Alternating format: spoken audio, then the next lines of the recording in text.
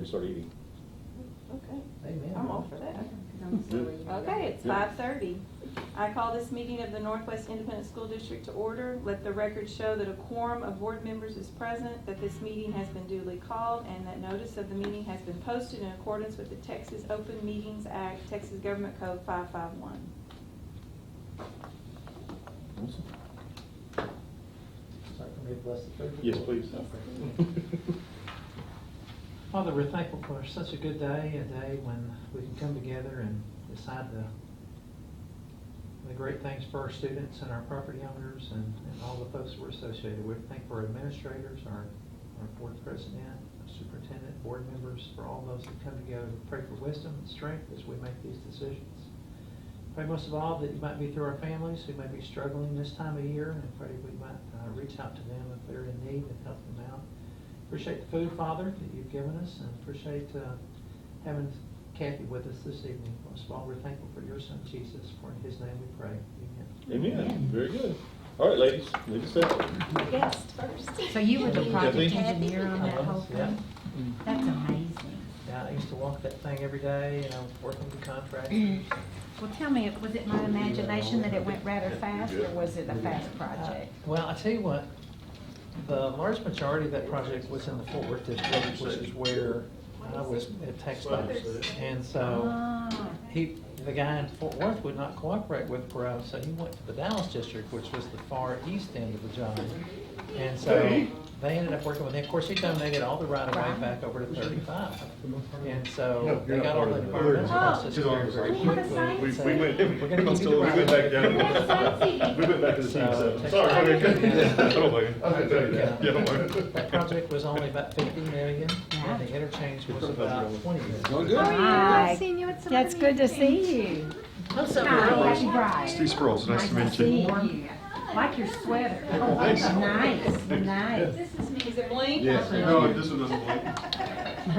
Let's see, Ron's family, I'm just going to put it up on my, Yeah, just tone it down.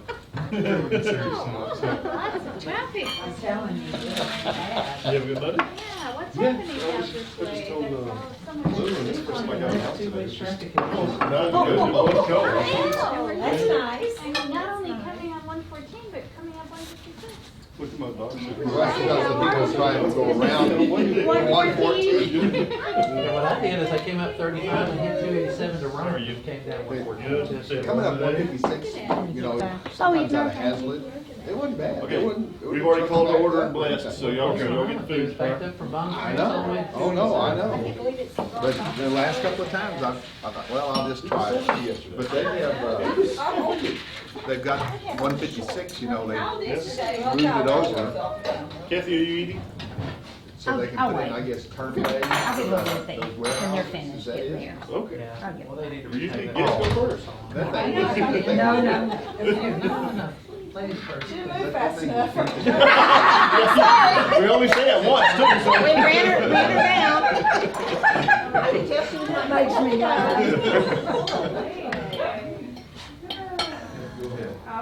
Go ahead. Doing well. It's under cold. It was cold. I mean, I think the wind was wicked. What's the children's like that, right?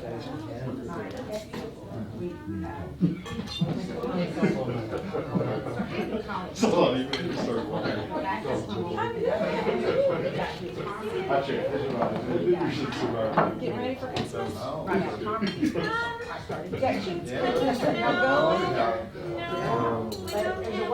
We were supposed to go to my son.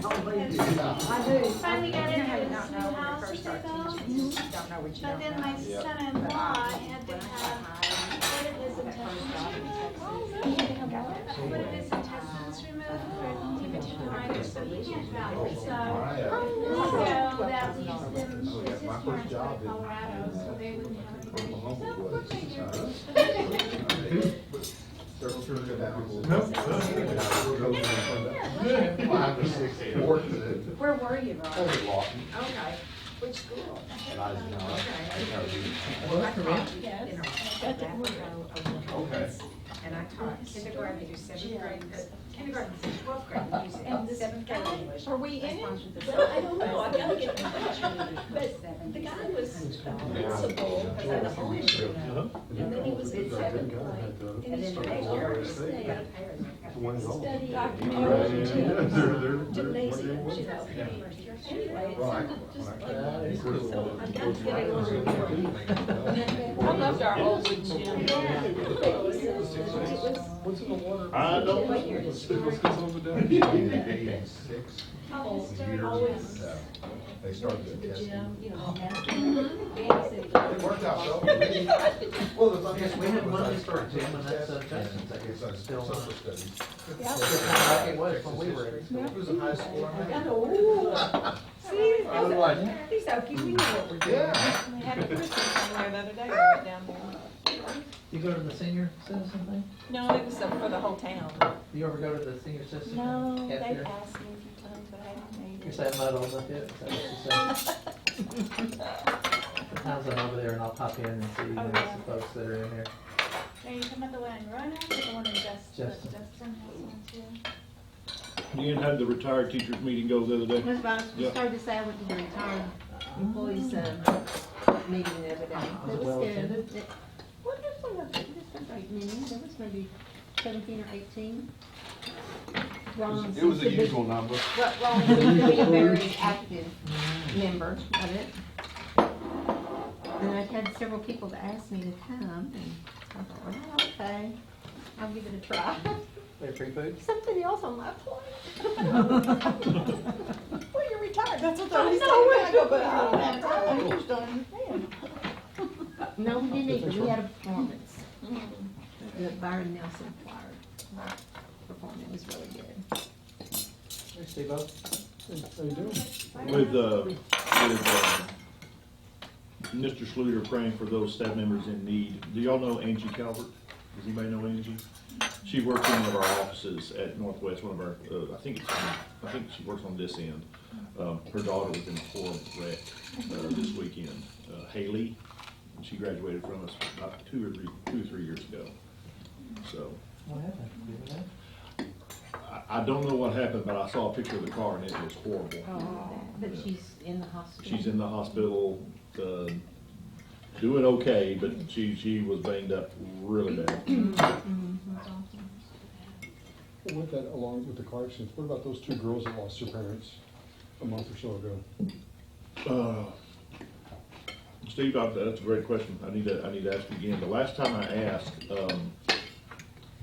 they had gotten out of the hospital. Of course, they were gonna be in rehab for a long time. And, they were still trying to work through the family dynamics. We had a horrible wreck, on 156, right down there where we used to live, actually. And, one car across the median and hit another car. Well, the car that got hit, 2 little girls were in it, and their parents both passed away. They went to Cox Elementary School over here, but the guy that crossed the median was also one of our parents, No way. passed away, and so we had 3 parents die in one wreck. I And don't know about so, the other guy. I didn't either. Yeah, wow. Mm. Wow. Oh, man. Are they still working on 156 down there, or is it not under construction there, or? Oh, they're working, between, here and, I guess intermodal. Intermodal. They've got it all down to one lane and both ways. And the only thing is gonna be between us and Fort Worth now on 156 is distribution centers. I know it. And a lot of trucks. Where you get off of 35 at Westport Parkway, if you need to get off there ever, because of that intermodal, there's so many trucks that pull through there, that makes that such a difficult intersection. Oh, yeah. Oh, That's where I get off to go to my daughter's house, so it's terrible. it is terrible. It's terrible. Well, early in the mornings, they're all lined up, all those truckers just, they don't go to the truck stops anymore, they just pull on those roads to sleep. And so Do they really? you've got 20 big semis just lined up On the road. on the roads, yeah, just, they pull over as far as they can. Oh, wow.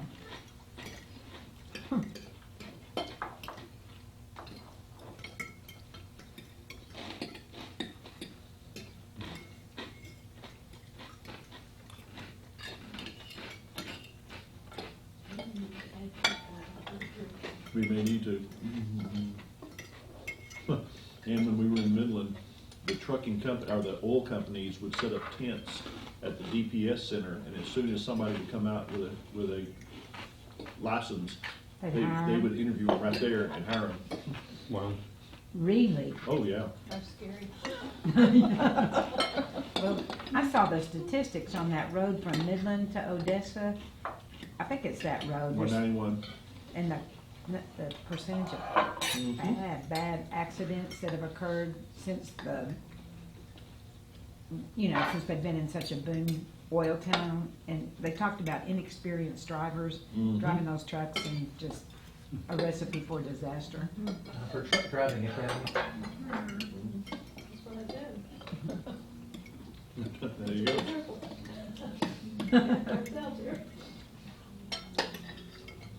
Slim mentioned a while back that Hillwood wants to do us do a logistics academy to feed into all the companies around here.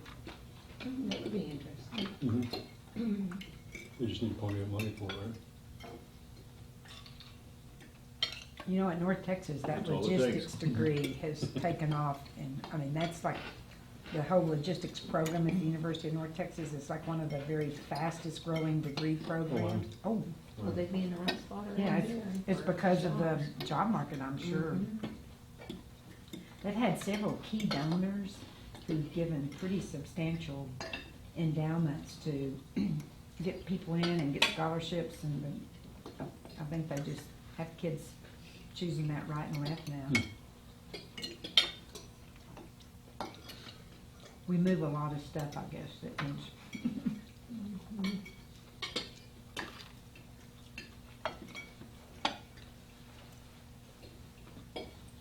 And you speaking about Midland, did you hear about their bond?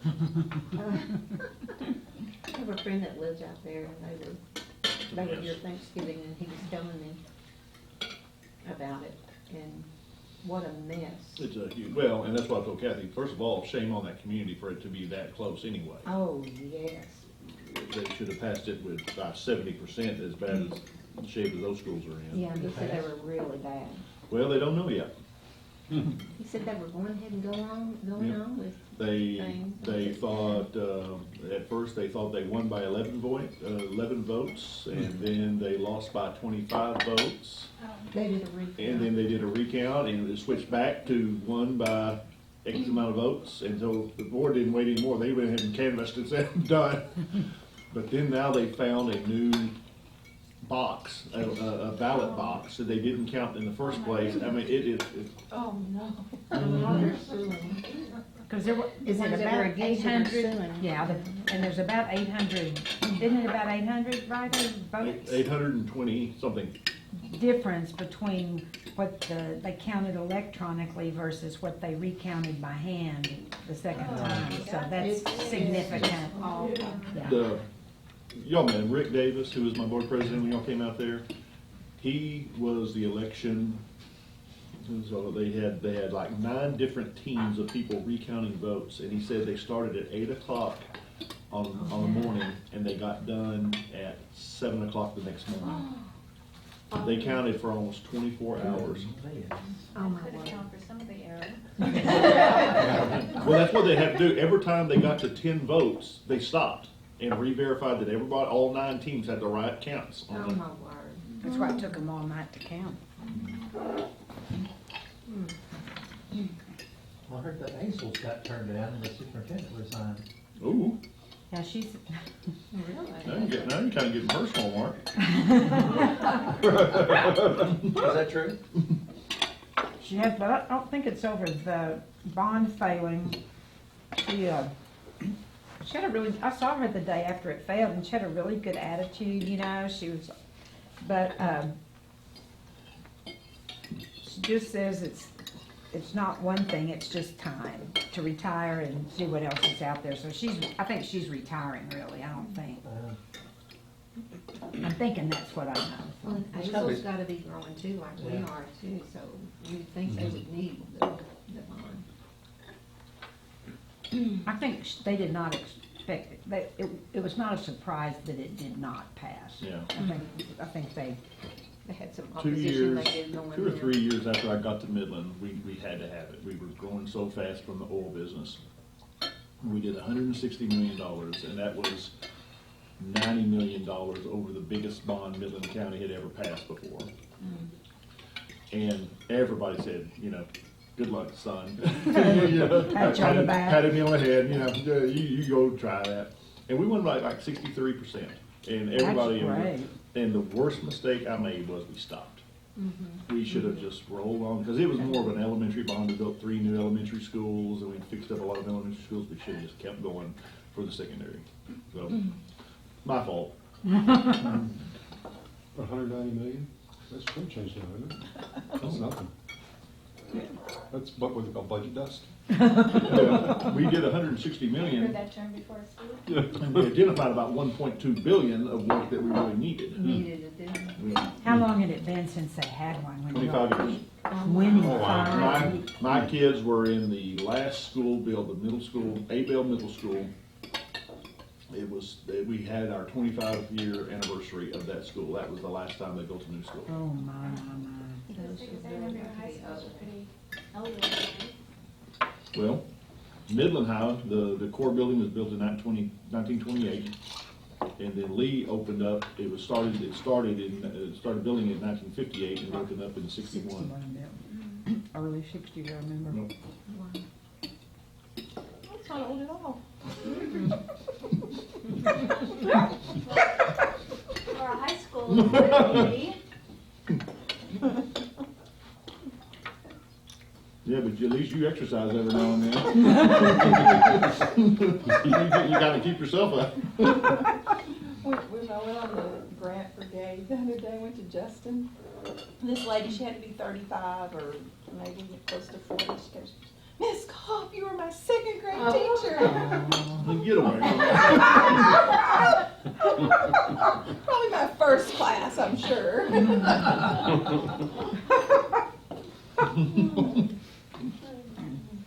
I just saw one of my students from the late 70s. And her kids are like grown, and she has grandkids now, and it is a shocker. I think this lady did too.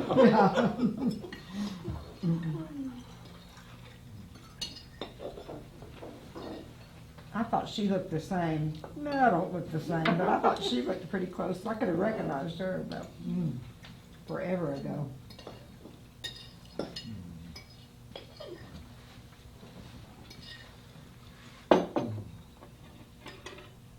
What are y'all looking like horizon for another bond? They will hear a recommendation, probably the second board meeting in January from our long range committee. This is a really, really good committee, but they're having some different conversations than we've had in the past. You know, we were used to kind of a 3 or 4 year cycle. Right. They are talking about trying to give our taxpayers a little bit more of a length of time in between bonds this time, so that just means a bigger number. Bigger number. So we're having to go and kind of roll things forward to see if we're gonna plan what we do in 4 years, what would it be for 6 years and 7 Oh, years? wow. If that, so, just kind of, it made us rethink, you know, kind of Right. what the needs are. And one of the guys on there, he goes, and he's pretty outspoken. He is. And they were talking about something, and he goes, well, we're gonna have to do it, so if they have to raise my taxes, it's all right. I don't wanna pay any more taxes, but I'll pay more taxes if we get good schools. I was, Yeah, and I was like, what? wow. Coming from him? That's From good. Rome. Yeah. That's from Sam. He's changed his tune with his kids graduated, or grandkids graduated last year. He had grandchildren that Yeah. graduated. Yeah, after that, because he fought me, I've been to their council meetings, and he says, I voted against your bond, blah, blah, blah. Yeah. But after that graduation, he said, he said, y'all can just raise my taxes as much as you need to, because your teachers need more money. Wow. We do more programs. We need more people like you. Wow. Yeah, and the Tiffany, apparently. Or something. He's on the city council at Rome? Yes. Okay. That's good. Maybe the city government can see How hard how hard it it is. is. Maybe he's to trying to make. figure out how they're gonna Needed. put in all the infrastructure for that big addition they're gonna build out there. Yeah. Yeah. How they're gonna supply sewer and water. And fire and police Yeah. and all the other things. Because they used to live off of writing tickets out on 35 until they were told that they couldn't do that anymore. Okay, I do. Thank you. They had a good speed trap there for a long time. They did. That's how I used to go back and forth to Alpha. When my parents were still alive. I knew where all the places to avoid speeding were. You said Altus? Uh-huh. Okay, I used to fly C-17, so I spent some Oh, time. you did it, Altus Air Force Base, Mhm. yeah. My great-grandparents helped Really? found that town in the late 1880s, living in dugouts Oh, wow. along the salt fork of the Red River there. So they've been there, dry land, wheat and cotton farming for many generations now. That's all there is. Well, and there wasn't much to do, so I love this as a pilot. When they brought those big planes in when I was in high school, I graduated in Thank you. 71, Thank so you. I'll tell you what That it was. Yeah. We used to go out at night and park along the road from Altus to Lawton, just so we could watch those big planes take off and land, because it was pretty fascinating for kids that didn't have much else to do. It was pretty We fascinating. did that on DFW. We used to go out and watch the planes. My last assignment in the Air Force, I was an instructor in Del Rio. No. And the students would say, I can't wait to get out of Del Rio. And I said, well, don't get excited about Altus. There's less to do in Altus as there is in Del Rio. So I said, here, once you get to Altus, your wife will stay with you about a week or two, and then she's gone to the next assignment. Here at Del Rio, she has to stay with you because it's a year, but there it's just a couple months. And I said, yeah, there's nothing in Altus, so you can focus on your studying, which is good. But That's it. Yeah. That's it. Well, that's my little hometown, and I still have Yeah. family there. My cousin's the swim and diving coach at Altus, and started the program in the Yeah. 80s. She's still there, Nice. teaching and swimming and diving. So, It's a good chicken fried steak place there. What's the name of that? Trying to think what it is. in Altus. Yeah, on the main street. Mm-hmm. which daughter was out there? Kelly was there for 6 years. Okay. Well, I'll tell you what, for people that are not affiliated with the airbase, Altus citizens get very clearly that if the airbase wasn't there, Altus would be a dramatically different place to live. And so the city fathers and mothers have all schooled everybody up that we love the airbase and we love the people that are, but they're true. They really want to have a good relationship with the people who are there and the leadership, because they have a few years ago, it's probably 20 now, but they put in, the commanding officer, I guess, is the ex officio member of the school board there, because that had not ever happened before. Of course, we have an elementary school on base, but they understand the power financially. The economics of that town would not work without that air base there, so, yeah, it's been a big help. I was born on a little farm right across the road from the east side of Altus Air Force Base. So, yeah, long. So you were almost in Snyder then. At least, yeah, Snyder, yeah, I'm getting close, no, not quite. Out towards Friendship anyway, Navajo. Navajo.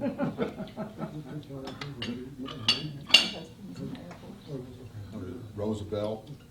Roosevelt's kind of worn. Well, up north. Well, it's right there at Tom Steed Reservoir. Right, Tom Stevens Reservoir. Good place to go fishing. Yeah, that's where all the granite for the Capitol in Austin. Before we got our Yeah. grandchildren adopted. Those Texans had to come to Oklahoma to get their granite. Because it's so pretty. Any trips to Alpha. You can go out King to, granite, go out to Goaty Bow. you know. They used to cut wheat out there. Okay, can we eat cake and chat at the same time? Mhm. Okay, very good. All right, Judy, take us through the, Well, next is public participation. I don't think you have any. So I can go on past You're that. welcome, legislature. I'm just curious. Would that, Yeah. I saw it. Yeah. We have to, because of HB3, we have to tape now all board meetings, all workshops, And then every meeting that we hold, whether you make a decision or not, we have to ask for public participation. Now we're moving into our team building workshop. Okay. Dr. Warren. Very good. Okay, very glad to have Kathy with us tonight. Thanks We for having appreciate- me. We appreciate you coming out. This kind of got put on the back burner, and I appreciate y'all, when Jill's dad passed away, we kind of put this on hold for a little bit, for about a month or so I appreciate y'all doing that. But Judy and I had lunch with Kathy a couple, 3 months ago, and we talked about just kind of the ideas we've been talking about, and really kind of diving into HB3, board's roles, now advocacy, and so Kathy's done a really good job of researching and all the knowledge she brings to the table.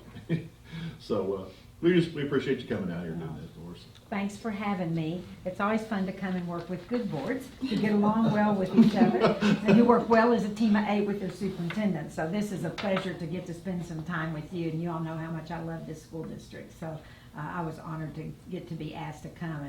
And I'll report as a grandmother. My grandkids are getting a great education in this school district, and I am honored to have them served here and served well here. So thanks for all y'all do to support your campuses, and Thank it's you. been fun. It's fun to watch it, and my youngest is a sophomore, and I'm in tears that in 2.5 years he's going to college. I don't know what we'll do. We're kind of wondering what life's like when you don't get to go to ball games and plays and band concerts and all the things we do between here and Keller. So And we have invited her up to the press box many times, but she is a hardcore fan. She Yeah. sits in the stands. because I yell so much. Not at anybody. I have this notion that you ought to cheer for the team. And I don't know if y'all know this, but some of the parents are pretty quiet at ball games, and so I will tell you that every once in a while they turn around to see who's yelling. But I don't just yell for mine; I yell for every kid. I learn all their names and numbers. I yell for all of them. So Well, I'm the quiet one in the press box. I bet.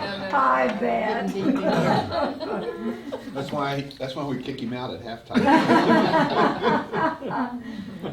Well, I was just going to remind you about team building. I think it's hard sometimes when you really function well that you think, why do we have a mandate for team building? But the only thing I'll say as a person who sat here is that as you know this, as this team of 8 goes, so goes your school district. Period. Because when this doesn't work well, eventually that ripples out, and eventually, if it doesn't work well for a long time, it has a negative impact at the campus level and in the classrooms. And so I think the state's wise to say once a year, get together and remind yourselves that you're a good team and you work well together. And occasionally teams don't work well together and they need to have some intervention. But when I think about all the great teams I've ever known or gotten to be a part of, you work on being a good team. And I can particularly tell Mark and Ron are really close because they tease each other so much. That's why they have us on the opposite end.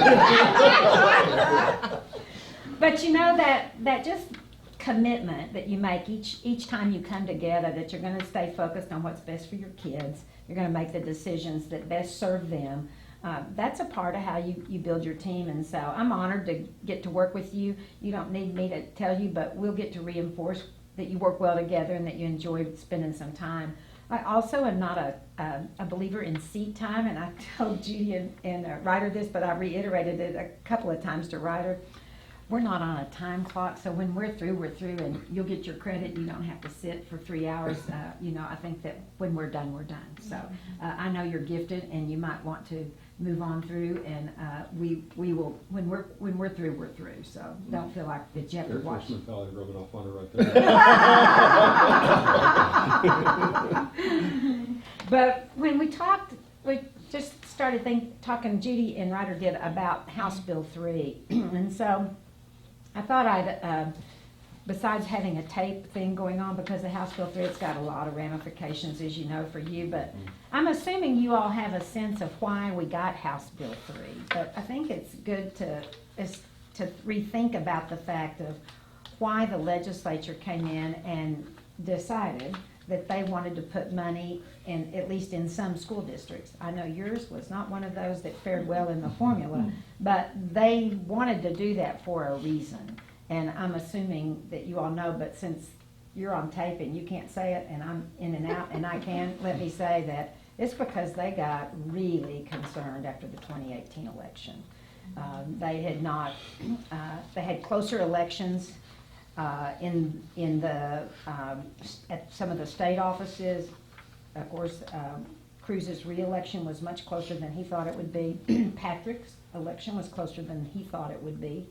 And they had that happen down ballot several places. And so I know that Patrick, at least, told some of the superintendents that they were going to put money in the pockets of educators because they had done the post-election analysis, and that the last time they had tracked educator votes, it had been about 15%. And they tracked educator votes within the Republican Party for this election, and it was slightly over 50%.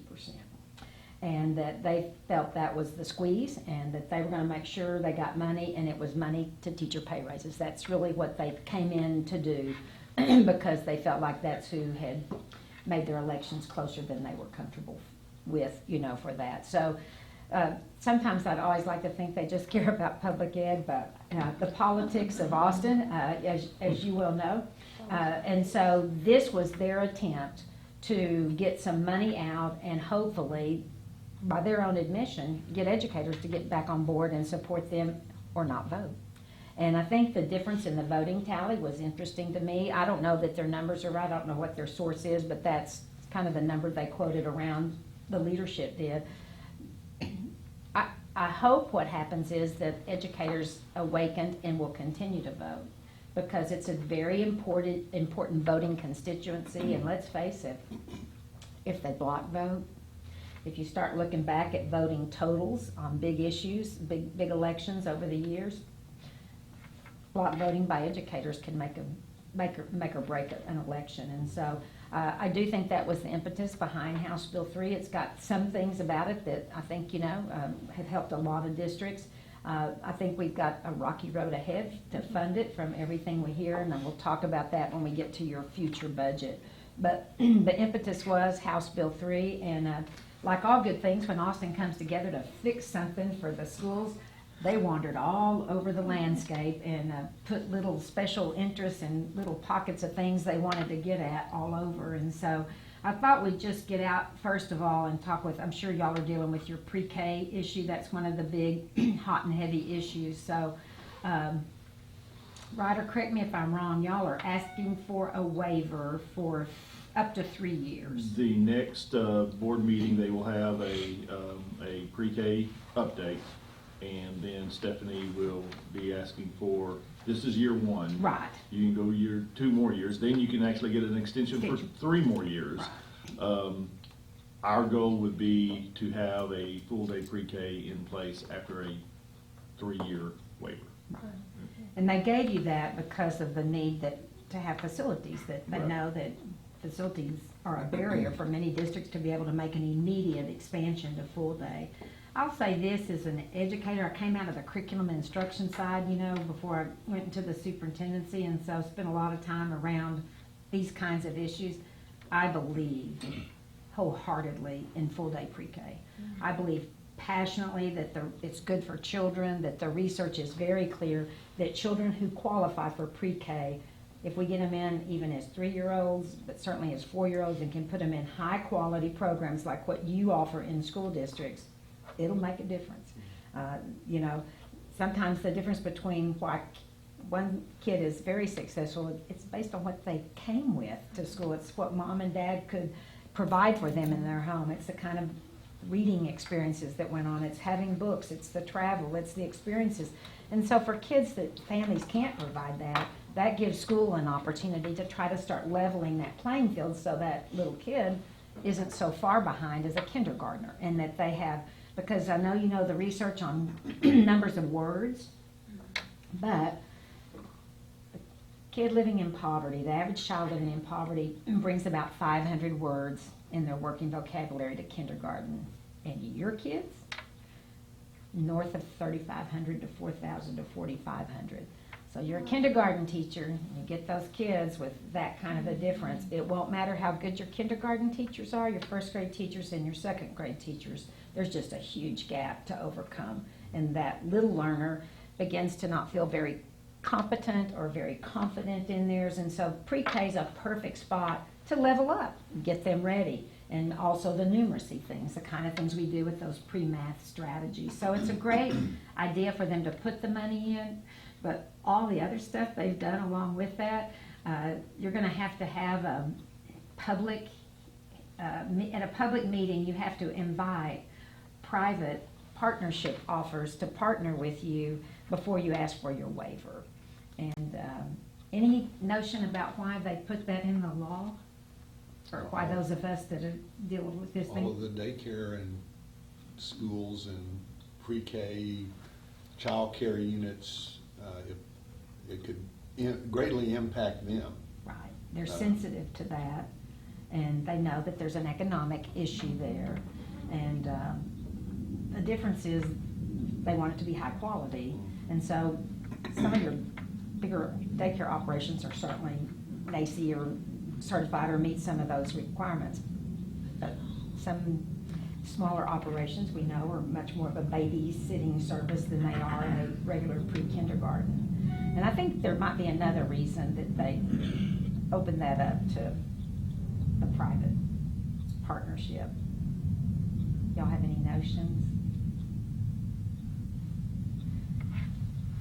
The charter school issue, very much so.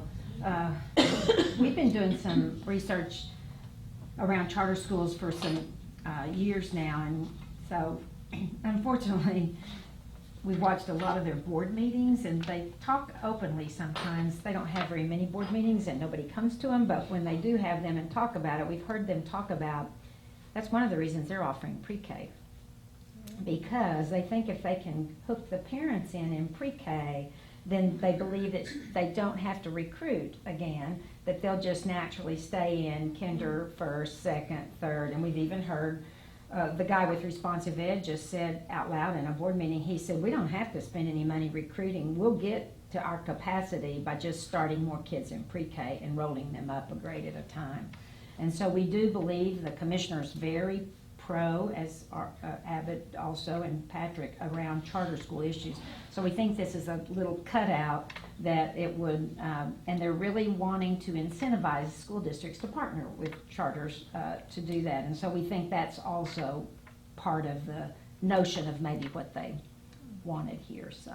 What would the partnership include, and what are they wanting us to do? Well, if it's your daycare, you know, like your private, not your charter schools, but your private school, you basically become like a flow-through fiduciary agent for them. And so the kids enroll, they become your kids, but they still provide the services for them. But you'd have to verify that they meet all of the criteria of your type of programming. And they want you to offer them opportunities to train their teachers in your training. There's some things they want you to do, but basically they would still be schooled in that private school, but the money for that, then they count as ADA. And As the CNI crew have been working through the criteria that you'll get in January, we don't feel any of our local providers would even be close to not being able to close. provide what we need from that. I believe it was Frisco, I think during either their November board meeting or maybe even December board meeting, they reported that even in Frisco, there was not one provider that could meet the criteria. meet the criteria for what they would need for their 4-year-olds. So do you have to partner with somebody? Can we just? No. You have to attempt, you have to put out the criteria, you have to make that attempt, and then you have to assess. Because we're we do it all in-house, right? Right. Oh, we do, yes, Okay, that's what we I do. thought, but- So And I think- interview all of those and see if they're doing what they're. Yeah, somebody would have to monitor it. I mean, it's a whole, I mean, it would require, it would be much less efficient for you all operationally to do your own, I'm sure. But so far, and I don't know if you've heard this, but I've heard that several districts have had their public meeting now here in the fall late, and so far no one's come forward to want to partner with anybody. I think your smaller operations and even some of your large chains who have a sort of a different idea about, I think they would know that was way out of their comfort zone. Well, Kathy, even Head Start Yeah, and Head Start's one that you can partner with. And it is, but even they struggle to stay up with our academic. I mean, all of that is social. Yes. And it's good for them, but even on the academic side, even Head Start Right. really struggles to keep up with what we would need. Right, So they have to come to us first before Yes. we consider them. yes. And you just have to have the one public meeting, and then you can apply for your waiver. Same practice as Title I, the title monies.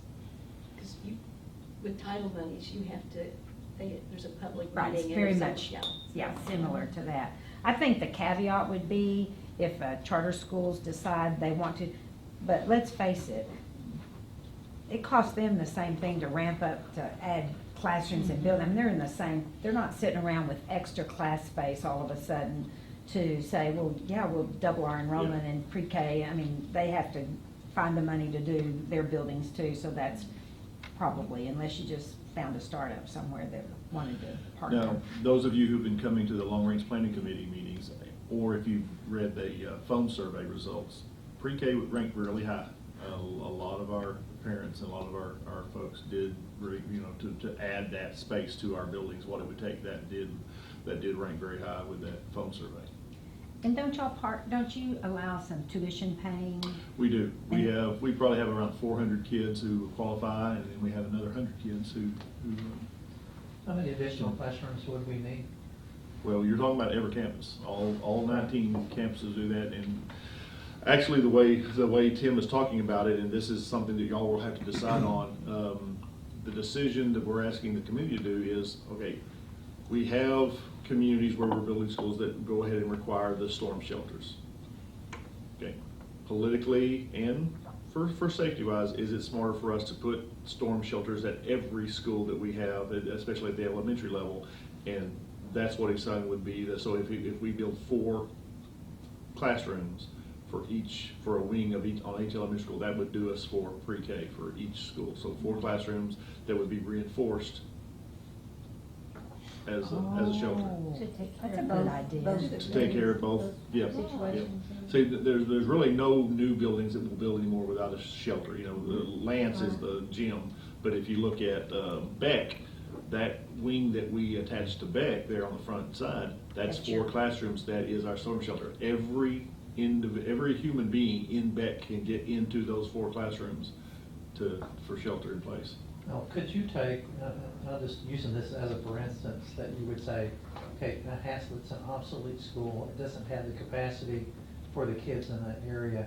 Could you say, we're gonna combine 3 elementary schools and just have one large? Mark, there's 2 ways we can do pre-K. We can do early childhood centers, or we could do per building. Now, in analyzing what our parent needs would be, in our district, we're so geographically big. Yeah. If we need 1 early childhood centers, we need 3. And, that we'd still have parents who do have to do a lot of driving A lot of driving to from- get there. To get there. But that has been discussed. Because like Seven Hills and Prairie View are like within walking distance of each other. Yeah. Anything else that's on your mind about pre-K? Obviously, it's a good cause. Is it something we're looking to just open up to whoever shows up, or is there gonna be a little bit? We would like, to build, we think we're gonna get a lot more kids who qualify for pre-K because we won't have the half day anymore. It was an issue for a lot of our parents, even the kids who qualify, it's a problem from parents for daycare, for child. We think we're gonna get a lot more qualifiers, but we also think if we can do that, if we build those rooms on all 19 campuses, we would like to retain the tuition base. It's a good moneymaker for us. We think the kids are in good experiences. So as long as we have the room to do so.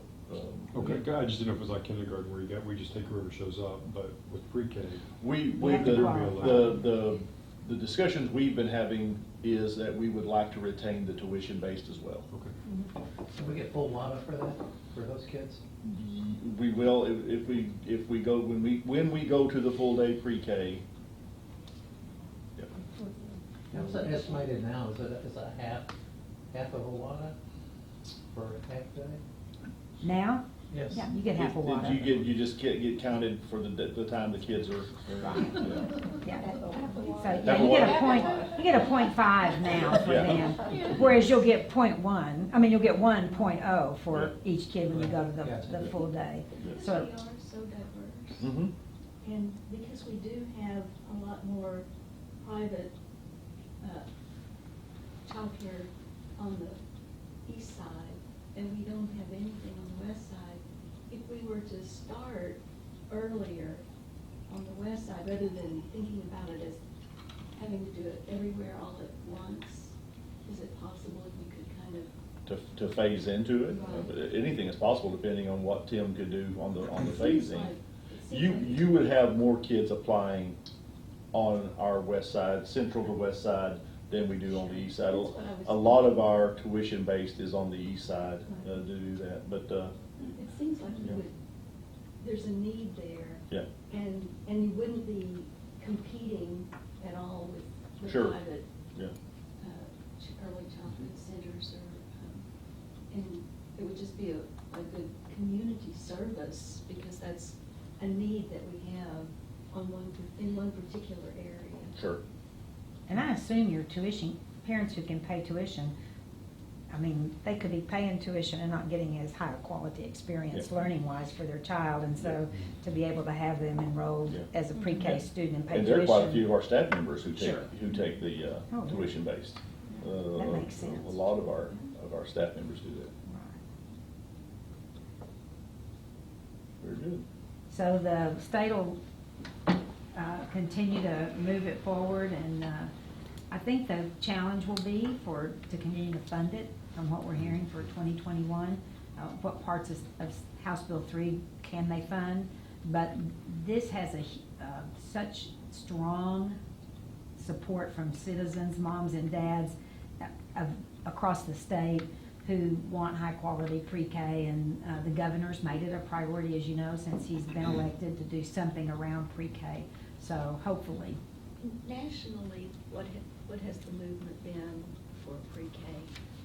many states, I don't know what the count is, but Texas is behind the count in That's what I providing was- full-day this is- pre-K, because Yeah, many it's a states national movement. have been doing full-day pre-K, and even 3-year-old full-day pre-K for some years. We were just really, really slow to stay in. But if you think about it, we were slow to move from half-day kindergarten to full kindergarten. I mean, we were behind the curve nationwide. We really could learn from other states that have been doing this for quite some time. Right, and if you sit back at the state level, not Northwest ISD, but if you look at the state level, so you got about 61, 62% of the kids qualifying for free and reduced lunch, and that's not a shrinking number, that continues to grow. We have a lot of children who are eligible to be served in a full-day pre-K class who need the services. There's just no doubt about that. And not having to do the half-day, figuring out what you do with them the other half of the day, and mom and dad can't make all that work. I think it will up the numbers, obviously, of people who can make that choice to send them, so. So I guess a question with the 3-year waiver, and that's to get the facilities in place. Right. And so we're in the first year, so with the bond coming up, but you said there's an option for another 3-year waiver after that? There is. You can go for the 3 years, which this counts as year one. Okay. This year is year one. At the end of the third year, you can actually ask for a renewal. One Okay. time. We would really like to have something ready to go by the end of year 3. Could it be just one campus, or does it have to be district-wide? It doesn't have to be anything, like the conversations are, right now, everyone is really positive about having as many pre-K classrooms as we can per campus, because that is what is a lot easier on our parents rather than going, Okay. yeah, Back and forth. back and forth. That's, we like the learning pods in the district. We like having high school, middle school, at least 2 to 3 elementary schools close Right. together. Okay. And so, that's what we are talking about right now. And Okay. am I right that y'all are offering pre-K on 11 campuses now? 13. 13, okay. 13. Have that now. You mentioned the funding. Is that just what we get from the state per child, or is there additional funding to get it started up? And are we getting that this year, even though we? You are getting, Okay. all districts are getting the money to be used. And it's really a little bit broader than just pre-K. It's your early childhood money, and it's pre-K, kindergarten, first and second. And it's built around literacy and math and the goals for that. But you are getting your allotment for that, and you will continue to get that, and a certain percentage of it has to be spent for math and literacy and in the early childhood. So it's pre-K through The 2. one thing about House Bill 3, it came with a lot of strings attached. Mhm. They're telling us how to spend our money. I mean, this whole discussion that we've been having about, being a lot more strategic with our budgeting process and everything like that, we're really gonna have to make the decisions, because a lot of that money, just like last year, we studied so much about what the salaries were gonna be, the certain percentage of that money. We could have used that money in a lot of more different places, but we were mandated to use it for the salary increases. Right. And that's the problem with House Bill 3, because it gets passed as if every district has the same needs, and as if every district, that you're gonna spend it this way. But each district's very unique, has its own programs in place, and it has the areas that they think are their hallmarks and the things they're still working on, but the funding takes no account of that. So you have to spend this much of it on salaries. You have to, regardless of where you were in salaries, I mean, they just, just drop in on top. But same thing with their attention to literacy. As an old curriculum person, I think it's great that the state focuses on literacy, but there's not a school district in Texas that doesn't think that's important. But, now they're putting money with it. But boy, they've got a lot of strings attached to it, and board goals, district goals, assessments. The commissioner now is going to have an assessment tool that you're going to have to use for part of your assessment program, and so they just are putting a lot of strings. And it'd be great if I had trust that all those people had a lot of expertise, but I'll guarantee you have more expertise around early literacy here than the Texas Education Agency has by far. So that's the hard part for that. So Are they tracking that through program intent codes? Is that how they're making sure that how you that spend they're your money. spending their allotment? Did they create new program intent codes for? I don't know. Did y'all get new program intent codes? We had those added to the To your new existing. requirements that came from HB3. You do have new ones. And they're going to monitor your plans. Like you have to pass these 5-year plans for literacy goals and math goals, and then you're supposed to have a plan and how far you get every year for 5 years, and you're supposed to have meetings, I guess, once a year where you have to report that out, and it's supposed to be posted on your website where it can be monitored, and boards are supposed to be monitoring with your superintendent progress towards those. So that's all a part of this whole piece of action around early childhood. And so you have a plan that'll have to come out for early childhood, pre-K through 2, math and reading, and then your other one that you'll have to have is built around college, career readiness, and military. And so those are the 2 big areas that they're requiring boards to, and your leadership team will bring that to you based on your kids, but that's where you have to have these plans. And when you go to your SLI training and all the other things you do, trust me, there'll be somebody there chirping and showing you, because the agency has put out all kinds of forms for how a board would monitor. I mean, they've got all kinds of things that they're spending their time rolling out. Obviously, some may be small districts that don't have big central office that can support that. That may be helpful to them, but obviously here you already have a lot of those processes in place by which you get information about student performance as a part of how you normally review that. So. But I'll promise you, I was thinking when I was getting ready for this over the last month or so, thinking I'd see all that form stuff, and I thought, oh, they'll be taking school boards through that at TASB and at SLI next summer. They'll be saying, here's the plan, and here, because they've gone so far as to give like examples of it should look like this, that they have to all be measurable and quantifiable. I mean, it's just,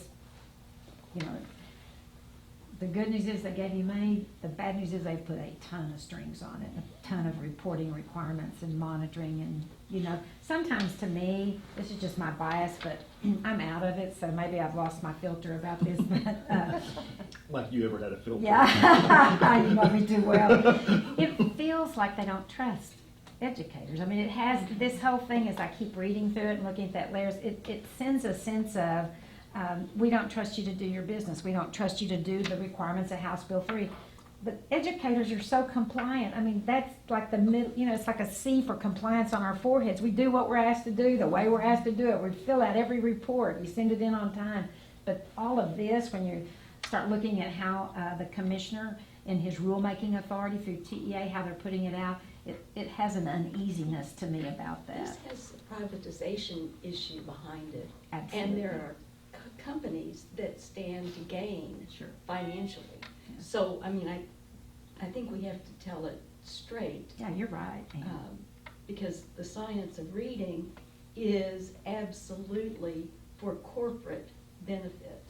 And it does not have scientific research to back it. And Reading First would be the first example of how it didn't work. And now we're paying corporations and we're training teachers, and we are absolutely harming children. Right. I said today, I got on my rant, so I'll just say it one time and I'll get off of it, but Judy and Ryder already had to listen to it, but in reading through all the language of the statute, it just irritates me that the legislature puts in statute the word phonics. I mean, it's an important part of a balanced literacy program, and no person that knows anything about reading would argue with that, but the fact that they pluck something out like that, I said it's like in algebra if they just said, well, you have to teach quadratic equations. I mean, yeah, but, you know, and 1,000 other things too, and balanced literacy is about thousands of things. This is follow the money. It is. To somebody's corporate. Well, and now that the commissioner has put out that, you know, what he had out before for the early childhood literacy assessment piece that we've had in forever, the, you know, test them 3 times a year and all that stuff, it was that it needed to be done, their assessment. He's coming out with a tool now, and so that'll go right back. When you start coming out with the tool, that you're gonna be the That's preferred, private. it'll be tied to the contract. In Texas, it'll be hundreds of millions of dollars a contract, so, because of the size, so that's all a part. Yeah. I agree with you totally. Well, I y'all just have wanted to been, make it a public statement because people need to really understand what they're doing. y'all have been school board members. Some of you have had, you know, a couple, 3 different commissioners. Kathy and I have worked for a lot of commissioners in our time. This one's about as worse as it can be on just pure compliance. I mean, that is all he is, you know, the charter issue, the compliance issue, there was a time that I knew most of everybody in that building in Austin. I don't know a single person. I know him, but it's, When Ryder, I can remember, we used to call TEA. I mean, we all did, those that's different- that's exactly what I When you said. needed help, that's the first place you went to, And was you call. could get an answer. And when I was doing curriculum instruction, man, Victoria, yeah, I had those people on speed dial because they were so knowledgeable. They had such good research They knew how back. districts ran, they Yes. knew how schools were run, and they could. Tom give you Canby and the gang yeah. on finance, I mean, we called those people. Ed Flat I House. had Tom Canby on my speed dial. Sure, Yeah. but you know what, I'd say, Ryder, does anybody in your district ever call the agency No. for assistance? No. Couldn't get an answer. No. I mean, You get 3 different answers from 3 different people you talk to. Who have never done the No, work. no. You know, that's the difference to me, is people who've never done the work. I tell you who's it's driving crazy, Celine Braswell. And you know how passionate she is about CTE. They don't know CTE. Oh, no. They don't know it at all. And she's teaching them. It's scary. Yep. It is. Well, I learned, you know, the whole debacle of taking over Houston ISD, I think it's really showing the commissioner's true colors, and Governor Abbott. Yeah. They have been looking for a place to get a hold of a school district and turn it into a district-wide charter operation, and mark my words, we're gonna have the biggest district in Texas. 206 campuses, and they're gonna take over the district because of one. One campus with 700 and something kids, who has a 48% mobility rate annually. Yeah. So think about that. I mean, it's not like the teacher that started with that freshman has even the same freshman at the end of the year. And they have an 88 accountability rating. So I thought it was interesting. I said, well, I wanted to ask the commissioner, I wanted to say, okay, so is it the accountability system that means nothing? Because if your accountability system says the largest urban district in the state's in 88, now you're getting ready to take it over because of one high school of 700 and something kids? And I don't know why they didn't reconstitute that school. I don't know what was in place politically to take a school like that. But all I could think of was just take them and put 100 kids in 7 different places, reconstitute that school into a specialized high school, and this wouldn't be happening, but. I'm having breakfast in the morning with Giovanni, and then I've got lunch, I think, in Thursday with Phil King, Good for you. and then I've got the other 6 in January. But one of the things we're talking about, and one of the things our crew is doing, depending on which program we're part of, just the sheer power that HB3 has given the commissioner is scary, and much more so than any other commissioner that we've ever worked with. And that's one of the subject matters where I'm gonna bring them a laundry list of the things that, to them, I think it's unintended. I don't think they went into it saying, here, you take the reins. A lot of them didn't. Some of them probably did, but. Well, I hear there's a bipartisan group of legislators, and you probably already know who they are, that are right here in the Metroplex, that are working around that issue. They're very concerned about the raw power that they see has been handed off through the rulemaking authority to the commissioner. I don't know if you know this, but I hear A.J. Crayville's running Houston ISD. He's not at the agency anymore, and he's Really? running Houston ISD. And I don't know if you know this, but A.J. was the deputy commissioner that came out of Kansas for the commissioner, and he doesn't have a college degree. So I don't know about y'all, but I find that just, what does that say to all the educators? And get their degrees, get their credentials, and then, but he's running Houston ISD right now in the interim. And the commissioner has recently said it won't matter that they've sued him in federal court, we're taking it over, we will take that over. What somebody said today, which I thought was kind of, it was a non-educator who's on the Regional 11 board, but he said, he's like an engineer retired from Lockheed, but he said, shouldn't we be worried about the power to just like that take over a major urban largest school district? What does that mean for all the rest of our school districts, that something like that? And I thought that was a really interesting perspective from someone who's not an educator, but just looking at it thinking something's up, this doesn't feel right. So, and I do think there's ulterior motive around all of that, but that's where we are right now, so. Name names, but. Yeah, we all could. Anything else around that and your 2 plans that you'll have as a part of your annual? The only other thing in this, and Ryder and I had some, and Judy, some talks about the literacy academies. I just picked up some information today at the meeting at Region 11 I'd share with you. That's a part of this, is that every teacher in Texas in K2 has to be trained in the next 3 years in these literacy academies. And unfortunately, it's expensive. It's like $6,000 per teacher or something. And so I know, Ryder, from you, that with the kind of performance you show here, there had been some hope in working with the commissioner that if you had If you could show proficiency. if you could show proficiency through your own data, that that they would exempt you from those. But what I learned today was you may be exempt from a portion of it, but there'll be 4 components that they're going to have to show that demonstrate their proficiency on all teachers, that nobody can get out of that. And they're just waiting for the commissioner to put that information out. But the good news is Region 11 is going to get that contract for the state to then work with all the other service centers. And this is the best news I've heard, because the TEA was supposed to supply the content for the literacy academies. They can't do it. And so they are now working with Region 11 and some other literacy expertise, and they're feeding the content to TEA, which would be much more matched to the kind of work that you all do in your district, because obviously it's the same belief system, same practice. But I did get the notion today that there'll be some requirement for every teacher to do some type of a To show demonstration. proficiency or to actually train? To show proficiency to keep from going to the training. Okay, that's what I thought. Yeah, and there's a proficient, and there'll be 4 elements that are non-negotiable is kind of what they've been told by the commissioner and TEA for that. But they do know that you can't register for, they were gonna get this all out.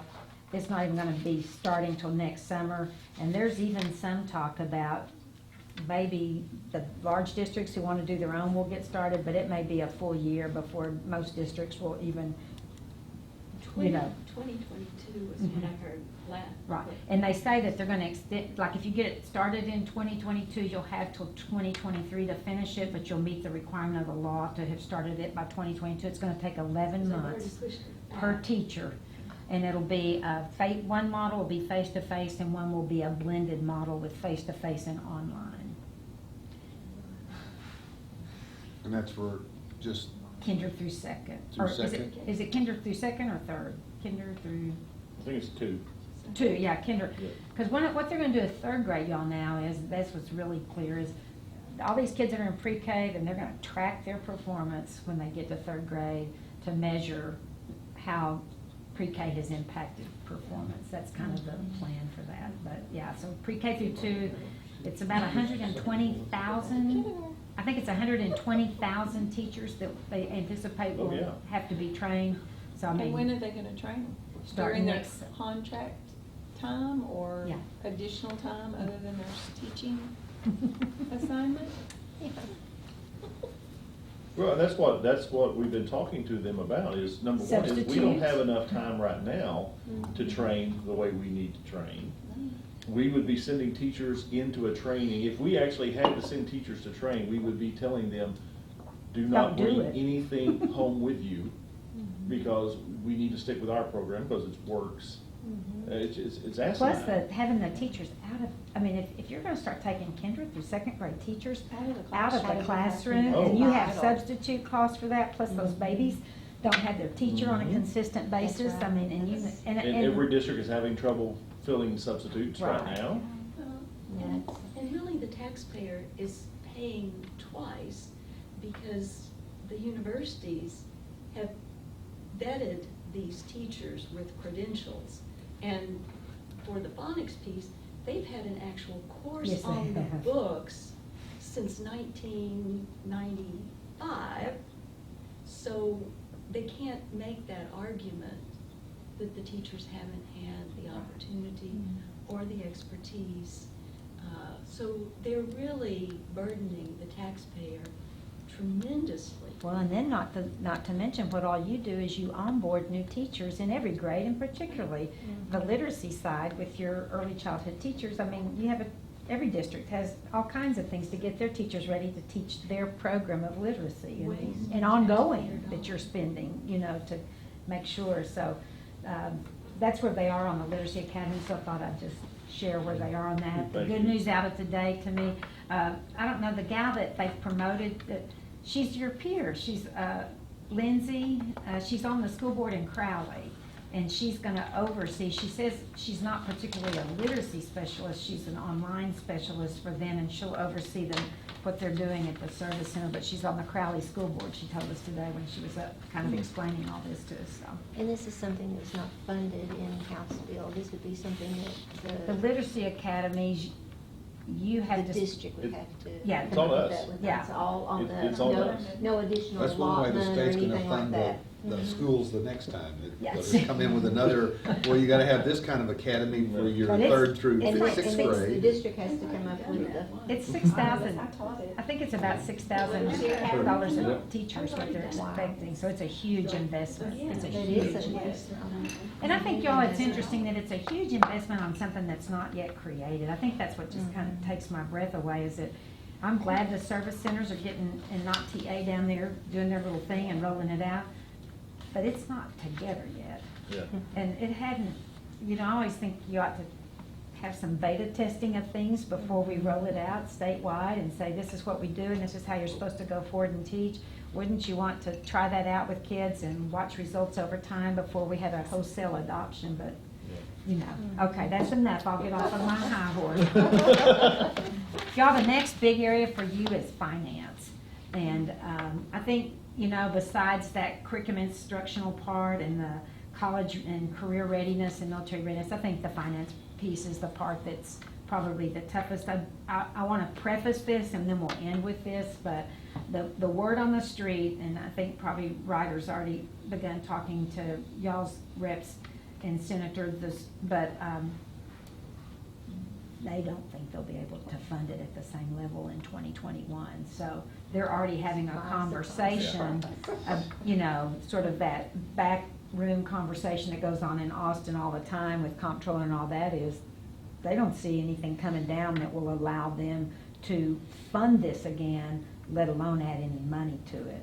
And so I just preface that to say that what you have is probably what you get, obviously for one more year, but I wouldn't count on any relief, and I certainly wouldn't count on, unless we strike some new deals rich that makes this state make more money. I don't see that in 2021 there'll be more money added, and if money's tight, they're gonna squeeze back down on some of this, because they've put a lot of money, and if you think about it, we'll be through the 2020 election before they come back into session in 2021.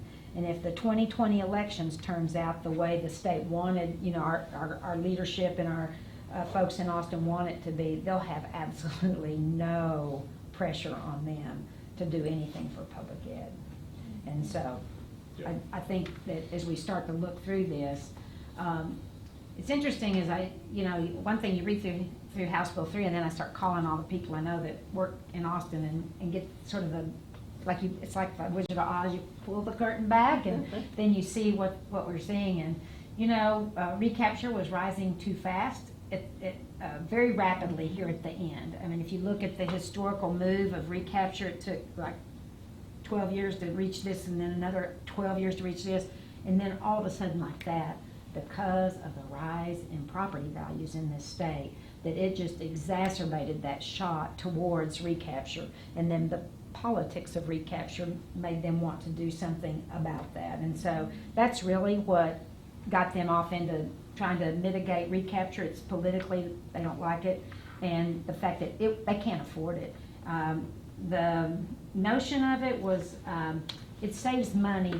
It was going to cost $4.8 billion by 2023 if they didn't change the system. And by doing what they've done, they think they have knocked that down to about $2.3 billion between now and 2023. So about half, a little bit more than half is what they knocked it out by changing the formula.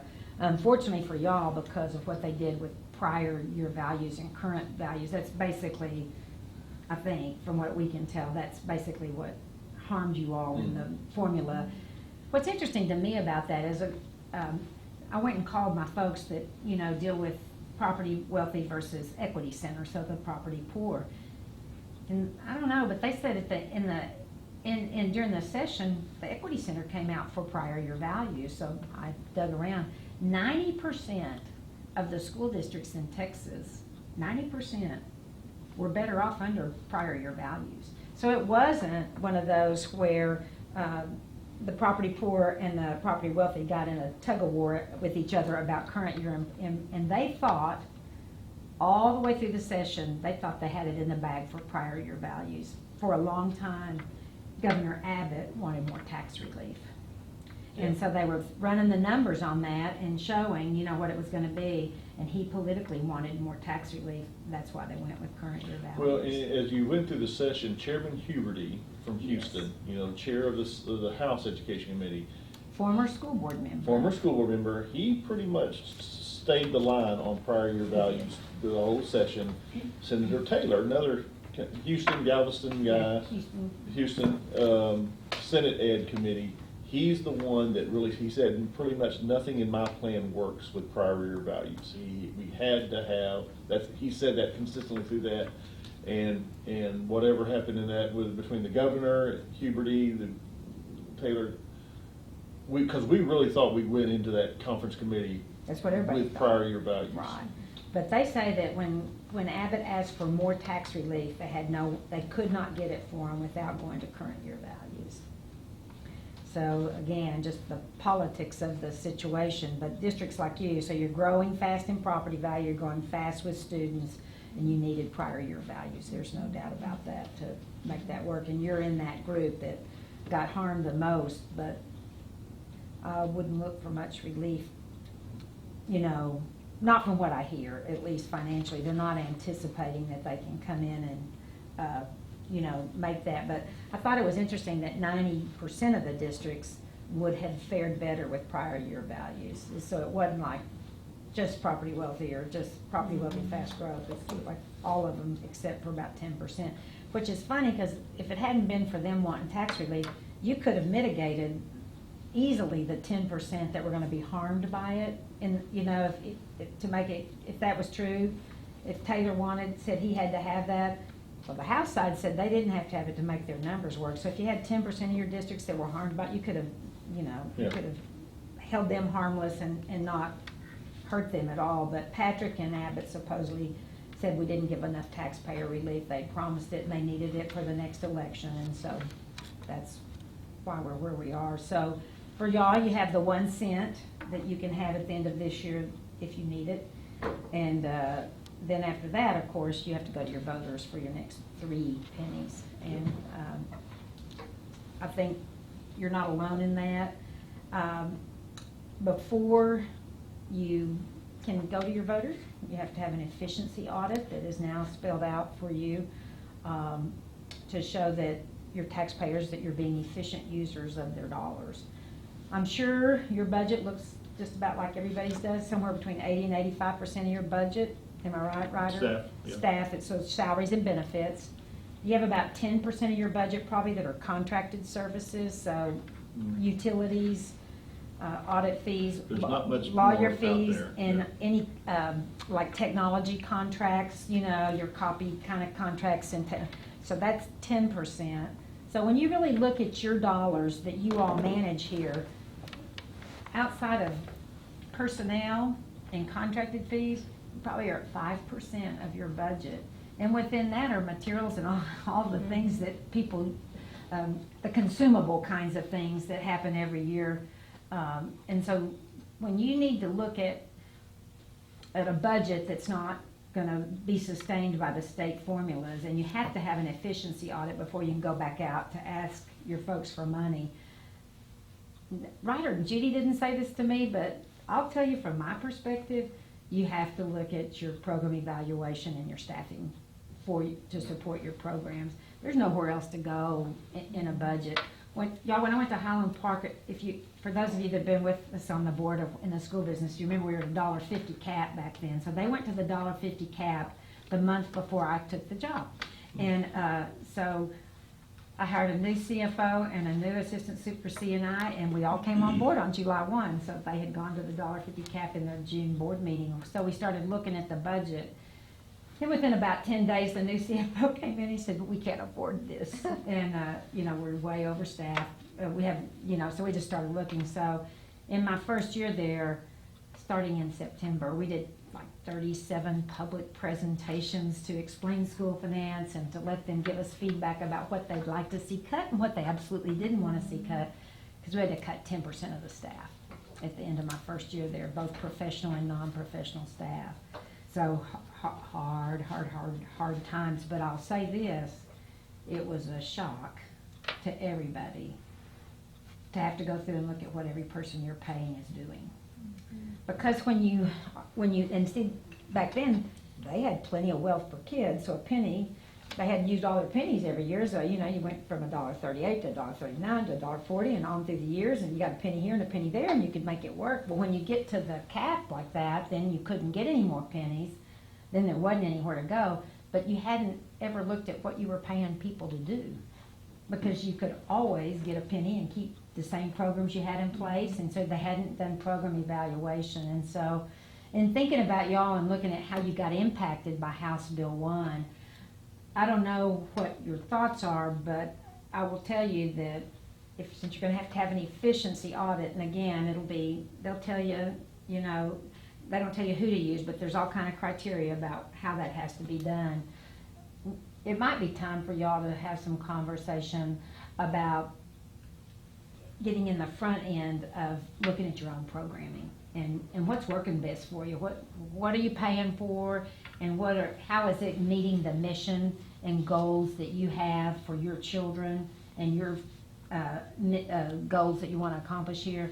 and just start to look at things to see, are there any things that, in every district I've been in, y'all, there've always been some favorites that everybody loves, but when you kind of looked at the data on it, it didn't leverage very much for us. So let's talk a little bit about that. Did you not want me to go in there? No, that's a great segue. So y'all know our challenge, you know, Kathy's talking about her last superintendent cutting 10%. There's no way we can do that here. And, you know, our challenge is, we know we're gonna add about $4.5 to $5 million on our budget every year for just to growth. hire the 60 to 70 new teachers onto the payroll, just to keep up with the growth. Well, and I'll just tell you, you don't have, I'll guarantee you, in Northwest ISD, you don't have the kind of, extra staffing that needed to be addressed there. You No, don't, 'cause no, you're- no, 'cause we you've don't. been- No, The way you've been growing. We really don't, No. but we are going to have to make some, you know, I gave you a report about 2 months ago, about, you know, we're talking about really doing it. And I need to do a better job of exactly what Kathy's just saying, is making sure that we're seeing student outcomes affected by the programs that we've got on the ground. One of the things that I talked about, I want to get your feedback, because we've not really had time to really talk about it again. My contract mandates that I present to you every year a list of performance objectives, and we go over those, and you raise your hand and approve those. Now, it doesn't tell me when I have to do that. What we would like to do is, when we come back from Christmas, is actually start looking at my performance objectives in that first January meeting. Because if we, you know, in the 7 that we have this year, literacy, progress, student needs, college career readiness, safety, financial accountability and transparency, and then staff, you know, supporting the staff. These are the performance objectives you have for me, and these are your calls. But from the staff point of view, from the leadership point of view, these are probably the best 7 that we've seen since I've been here, because they're specific enough to give real guidance to the team, but they're also 10,000 foot enough so to give us a lot of leeway on how to get there and to be able to do that. What I told you a couple months ago is, we would like to go ahead and get 2 things already done. Get our legislative priorities done now, and get my performance objectives switched from summer to maybe early spring, so that we will already have my performance objectives in place as we start the budget process, so that when we start that program evaluation, that we're mirroring, we're holding up the performance objective and the program and the metrics that we use to gauge the program, and making sure that they mesh of what you want, what we want, what the kids need. What did you, have we thought about that at all? Yeah, I think that makes sense. Yeah, it does. It makes. Does it, It makes a lot, you know. does it create a problem because we won't see the results by the time that we look at those objectives? Well, the trust factor will be, and since I've been here, we've changed some of the performance objectives, but they really don't change. I mean, we've been in the district long enough to know generally what our kids need and the directions we need to go. You won't have the metrics in front of you for the actual performance objectives yet. You know, you'll have them for my evaluation, but from year to year, just knowing that those are the ones that we know that we need to put in place.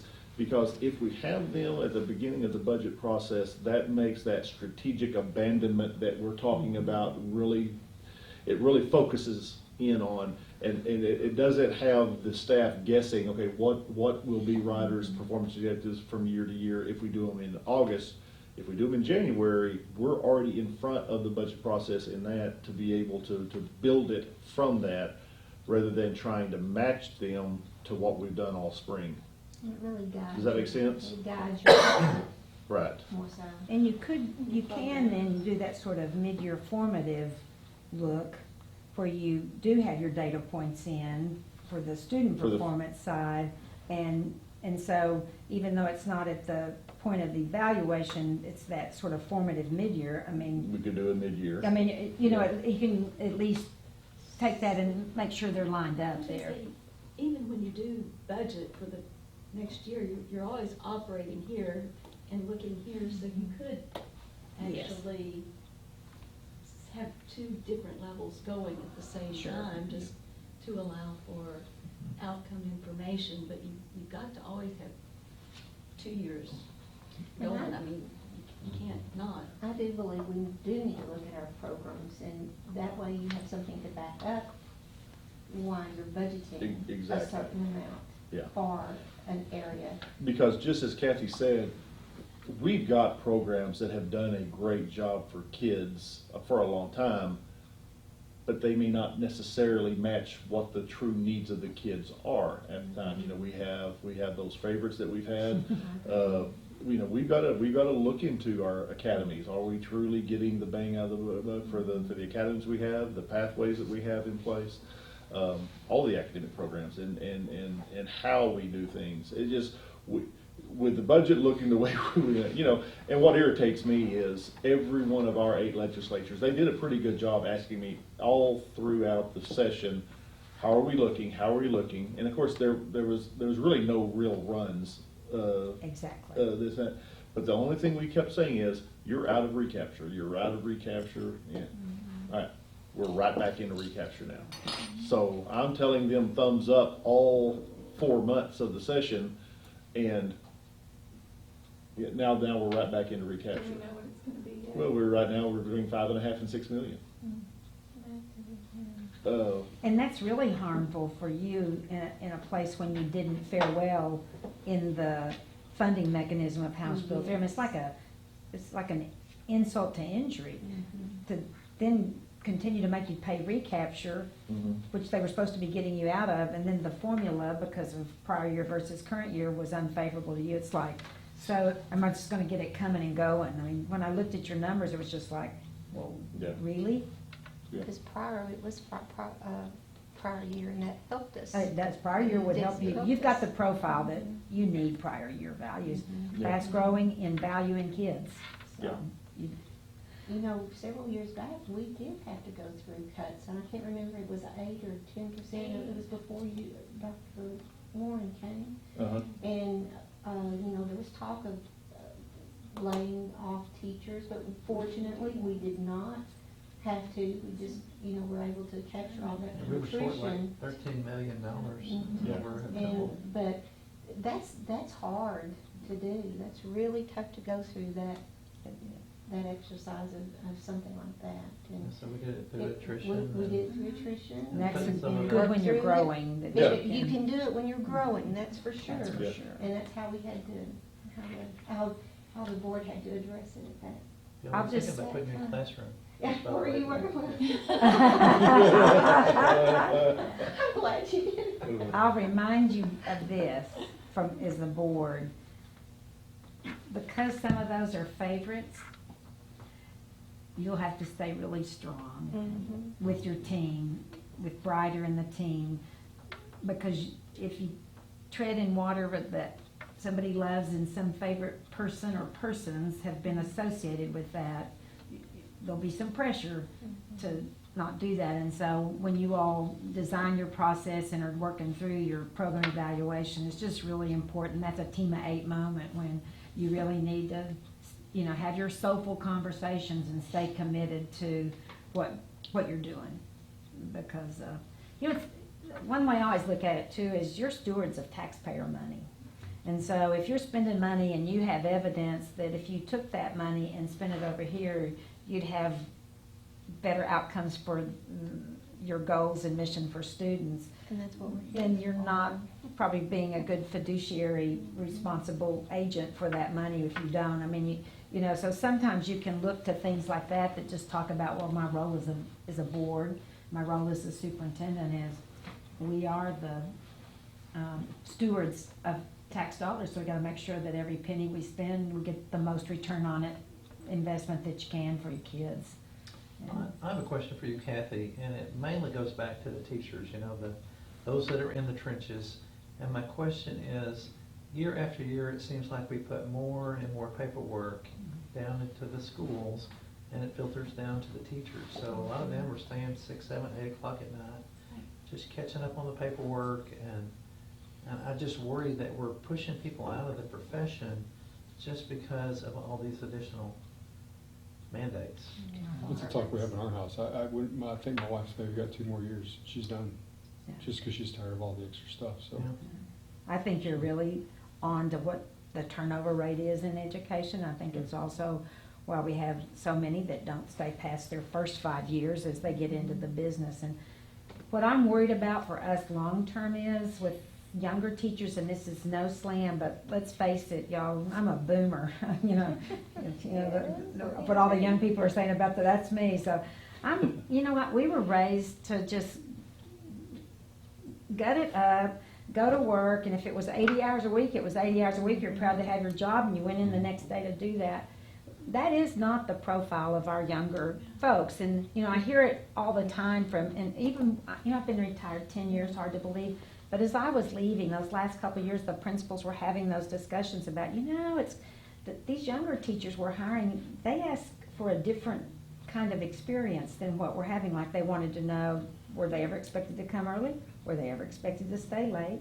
They wanted to know what perks they got as far as free computer. I mean, it was just a different conversation. I'm the one that, I was just so glad to have a job. Sometimes I didn't ask what the starting salary was because I needed a job so badly, It's a different mentality, and I think that's my concern for us. We've built public ed on absolute sheer work. It's just been shoulder to the grindstone effort, and when the state puts down stuff like this, we grumble, but then we go back home, we figure out with our teams how to make this work, we do that work, and we soldier on. And that's really been, I think, the strength of public education is we had people that were willing to give unselfishly of their time and their efforts and their lives. I mean, And they still do in their and own still, funds, teachers. and it's just like you own said, money. we're burning them out. Mm-hmm.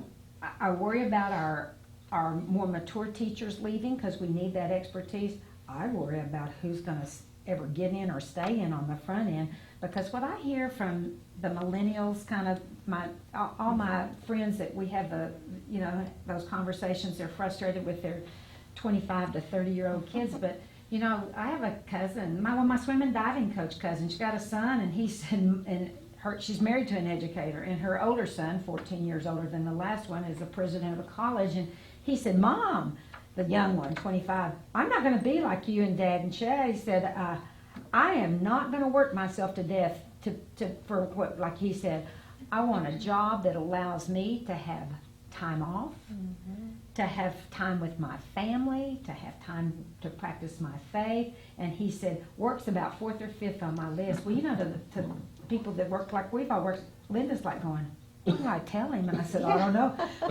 But I do worry. I worry in the long haul because education, we have gotten where we are, I think, which is, I'm really proud to have been a public educator. I'm proud of the work.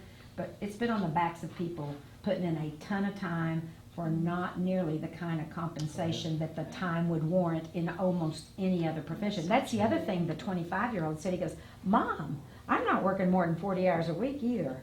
I mean, I'm just... You're right. It's the only profession that you don't get overtime or Yeah. compensated for, And I taught for 31 years, and I can see too, even though the kids don't want to work as hard as we probably did, they are asked to do Oh, more, sure they are. much more.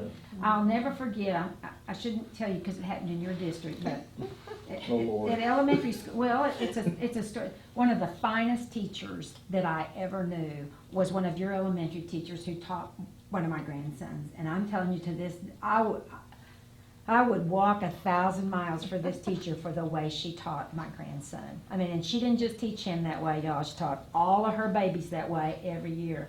But I walked in to take lunch to her. It was when we pushed the math standards down with no preparation for our teachers. And we took those algebra standards and pushed them down, and so, everything rolls down, and so those elementary teachers were dying with those algebra standards being pushed down into.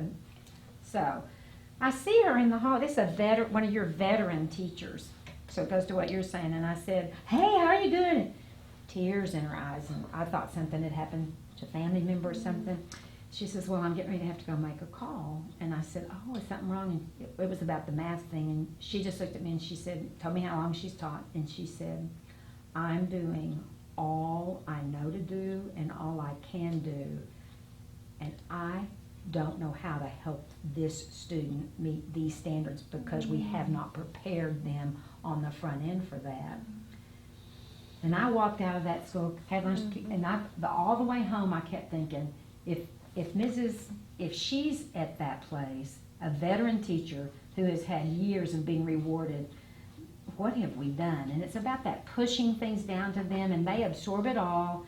And then when they reach their point, I mean, what do we do? And so I agree with you. I think the kinds of things that happen out of these kind of mandates, this literacy stuff, I'm telling you, kinder through second grade teachers are not going to like all this, and they're going to think that it's not pertinent to many of them, and they're going to feel like that it's time wasted for many of them, that they could be spent on preparing for their kids. So I'm with you, Mark. I think we have to be thoughtful about how we support our teachers. And here's what I'll say, y'all, about teachers.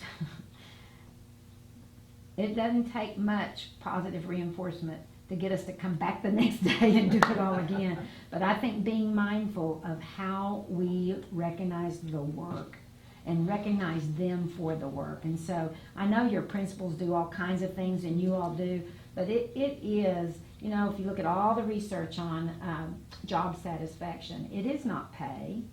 It is recognition for the job they do. Sincere, heartfelt, thank you, Mrs. So-and-so, for the work you're doing teaching third grade or in algebra or wherever. And so I think being thoughtful about how we ask, and that goes into your program evaluation stuff too, because part of what you can look at as you look at becoming more efficient, are we asking, are we as a system, you know, your central system, are we asking teachers to do things in the classrooms that are not necessary? Because one of the things, I probably shouldn't get into this. Please continue. I'm looking at Ryder Take going, 'em. maybe. Well, here's what, when I retired, I got to work with a principals academy, so around the visioning work. And so there were principals who were nominated by their superintendents to come and be a part of that visioning work, and we had them for a year in a cohort, and they came from all size districts and all over the state. And one of the things that we began to hear, and these were hand-picked principals, so they're top-of-the-line principals, and one of the things that we heard and began to hear was, and I've talked to a lot of soups about it, I've talked to a lot of assistant C&I kind of people about it, is the principals were concerned that sometimes central office, well-intentioned, was pushing stuff down without realizing how it impacted day-to-dayness of them at the campus level, either in the principal's office or certainly for teachers. And so I think there's some conversation, I'm not saying that's going on here, but we heard it enough and had enough discussions, talked to the superintendents about it some, about the need to make, it's done out of the best of intent, because I've worked in C&I. And you know, when you're in the C&I, you're wanting to make sure teachers have great materials in their hands, they have great tools in their hands, so they can make a difference in the lives of their children. But sometimes in our effort to do that, if we get too far removed, we forget what it was like to be that principal or be that teacher in the classroom, and that my good idea, Steve goes right on to what you're saying about your wife, or, you know, my good idea adds something to somebody's life on top of 10 other things they My had. wife says, she goes, someone's working on their PhD. Here's the other thing I discovered. This is the other thing I discovered, and I discovered this when I was still working. When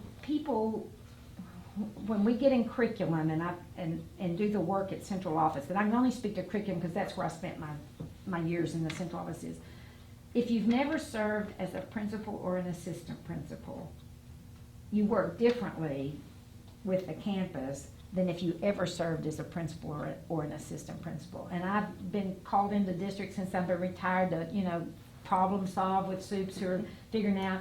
And one had me come in and interview all of their C&I people just to find out what was on their mind and kind of see where the glitches were. And it's like 2 different conversations in that district. After I had talked to the first 3, I went, I'm just going to start a little tab of who I think has been a principal. I didn't ask them, but just start a tab of who had had campus-based administrative work and who hadn't. I was 100% accurate with my list of 14 when I turned it into the superintendent, but I could tell by the way they talk. And I think that goes into some of this as you look at what you're doing, you know, as you're looking at being more efficient, is one of the things we all have to do at Central, we only exist at central office to support what's happening at the campus. And if we're doing something at central office, to me, that doesn't really support the campus, we ought to ask ourselves, why are we doing it? And one of my principals said to me, after I retired, she said, I didn't realize how much you protected us from the overzealous work of central office sometimes, you know, but that was one of the things that I used to really pound is, if we're not doing something that adds value, let's ask ourselves why we're doing it. And I think that as we've gotten more stuff that we're trying to do, and we're trying to do it in a way that helps people, we just have to ask ourselves over and over again, by interacting with teachers and principals and assistant principals, is this helping or is it really making it more difficult to do? We've got to have those kinds of conversations. So that would kind of be my thought about that. I think you're spot on about it. I wish I knew what to do, but I have great concerns about that whole piece. And I wish that teachers would feel the joy of teaching, and I think they do on most days, or they wouldn't stay with us. But I wish that they got the joy part more of it. It's hard. It's always been hard to teach, but what we're asking teachers to do and the outcomes we are expecting them to achieve, I'm telling you, it's staggering to me. It is staggering to me what we expect them to do with little boys and girls. And I'm saying even high school kids, y'all, they're still just kids. And, you know, I don't want to hurt your feelings, but sometimes those kids get up and, you know, school is the least priority they have that day for good reasons and bad reasons. And we are asking teachers to take that kid and make sure that chemistry is front and foremost today, or that, you know, third grade literacy is first, and I mean, all that stuff. Oh, it is a lot to navigate. And I just think reminding ourselves always of how can we support teachers and how can we add value for what they're doing in the classroom, as opposed to, and ask ourselves that with principals. Principals are good soldiers, and they do what we ask them to do, as you know, over and over and over again. But sometimes just stopping to say, is this helping you, or is this kind of, you know, making you want to do that, to me, a little bit. So aside from that, the gratification that we as a board, how do we express that, and is it taken as a compliment, or is it just like it's just lip service? Oh, I think sincere compliments are never not welcomed.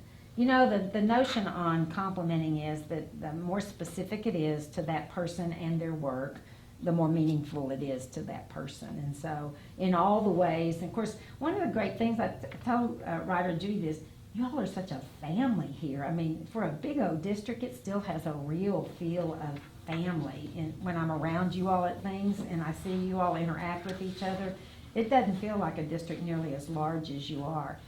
That's a bonus, because you do know so many of your teachers, and you do see them and know them, and so many live here and work here in the same place. And so I think just taking advantage, but I don't think people ever get tired of being told they're doing a good job. And So maybe we need to emphasize that, you know, come up with some ideas of how we show as a board. Maybe we go kind of like your brigade, that you go out, maybe a few board members go to an assembly and things like that. Well, and from our survey, our teachers have indicated that they feel like they're, that they're supported. We were named a top workplace by the Dallas Morning News. Oh, congratulations. And that comes 100% from, we had, 3,000 staff members. We had like 79% Oh, my of the goodness. staff complete Oh, you the should feel surveys. very good And about so that. we do feel very good, but it's always, You can always do more. Right. we always, because It hurt to do more. some of the lower scores that we got, even though they were good scores, but some of the lower scores were, do they feel truly appreciated? Right. Do they feel the job is meaningful? Mm-hmm. Did they feel that their direct supervisor really cared about them? Right. Do they talk about things other than just quote unquote business? Mm-hmm. Those are the things, and when we get into our DLT meetings, our district leadership meetings, we talk a lot about that, about, how do you know how your staff truly feels? Do you ask them, or do you just assume everything's okay because they're not grapping about anything? You gotta dig a little bit. Well, you know what, this is what I think is indicative of what I see from the outside looking in. When you brought up your teachers whose daughter, or employee whose daughter had been in a car wreck over the weekend, and you were just telling people about that. That to me is a very exemplifies what you all are about here. That doesn't happen in every place, but that to me is the secret sauce of Northwest ISD, that you know your kids, you know your staff, you know your parents, and you're focused on those kinds of things. And I just had a superintendent who used to be a principal for me. He stopped me out of the clear blue and he said, "You probably don't remember this, but they'd lost a student at one time." And we got through that, and you know how you hold hands, and just in one high school district, everybody knows everybody, and so, you know, but I don't remember this, but I know when he reminded me, I waited a few days after that was over, and then I went to his campus, and I just went in and made an appointment to see him, and I shut the door, and I sat down, and I said, "How are you?" He's a young principal, had lost the first time he'd had loss like that, you know, and he gave that back to me now that he's a superintendent. He said how important that had been to him, and I think that's the kind of thing, and I know you do that a lot, Ryder, and I know you all have that culture here as a board. I think it's that kind of caretaking of people that makes the difference, that will cause people to stay with you and work hard and even get through discouraging times as an employee. But it's that you care about them, and that you work that relationship all the time, and you're trying to know when it's somebody that needs that extra hug, or they need that extra note, or, you know, whether it's for something great they've done or if it's a tough time they're going through. And I just think the more you don't lose that as you keep, because you're growing. I mean, I marvel at that. But I came for John Grasswich's retirement thing, and I told Ryder, I said, it's just like being at a family reunion to watch y'all all interact with each other, and the jokes that you share back and forth with each other, and that's just really remarkable for the size district you are. But I think it's a hallmark for that, and I think as much as you can be attentive to that, it matters. It just matters. Knowing that somebody cares about you and is interested in you, like you said, for something other than just what I get paid to do here, it matters to you folks. So Mark, I think anything that y'all would like to do in that vein would be very much accepted and Yeah. appreciated. And they'll remember it. Yeah. It matters to them. Yeah. Because I mean, they see y'all as genuine. I mean, when you just go through the motions, I mean, teachers are smart. They know if you're just going through the motions. They really are. So are kids. But they really do see y'all as genuine.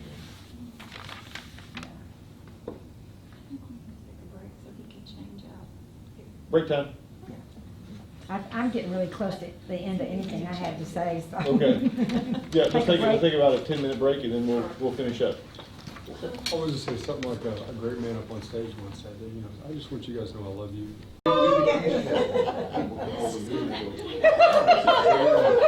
Well, I had The child walking it every day. parents, I sat by the playoff You games, remember and the she said library that when it she was was right Hey, Martin. The And it was cafeteria. her first kid when That's she where was my grade. first office And it was. was, it seemed like it was a matter of Maybe we can have a break. Okay, you know, You don't have to stick around. the locker bank I outside. won't believe Push that we to have stop people recording. Okay. kids tell me Look and about make sure those it. You numbers won't stop believe half moving. what Gotcha. kids tell you about me. Give it 15 seconds to Great, just isn't that a air great? right here, And it went and then that's the on power button. Gotcha. You can just hit there. Yes. And I'll go ahead and take this one with Take me. that one, and then And you the other go on one's in home. there. You're good. Okay, thank you. Thank you. No, thanks for your help. Good night. And then 1, 2, 3, 4 offices. And then in the back part of it, that was the book room. And there was 2-story book room. You had to go up a ladder to get to the second floor. A 2-story book room? Yes. Yeah, well, just a ladder, not stairs. Oh, like you mean the ladder. No, I mean, That well, you just moved? like a ladder. No, Yeah. you, Oh, no. it was built in? Yeah, you had to, like, it was a little attic. We Oh, were talking about the old We have it every meeting now. original Our Northwest High fearless leader School asked for that about 3 or 4 where weeks ago.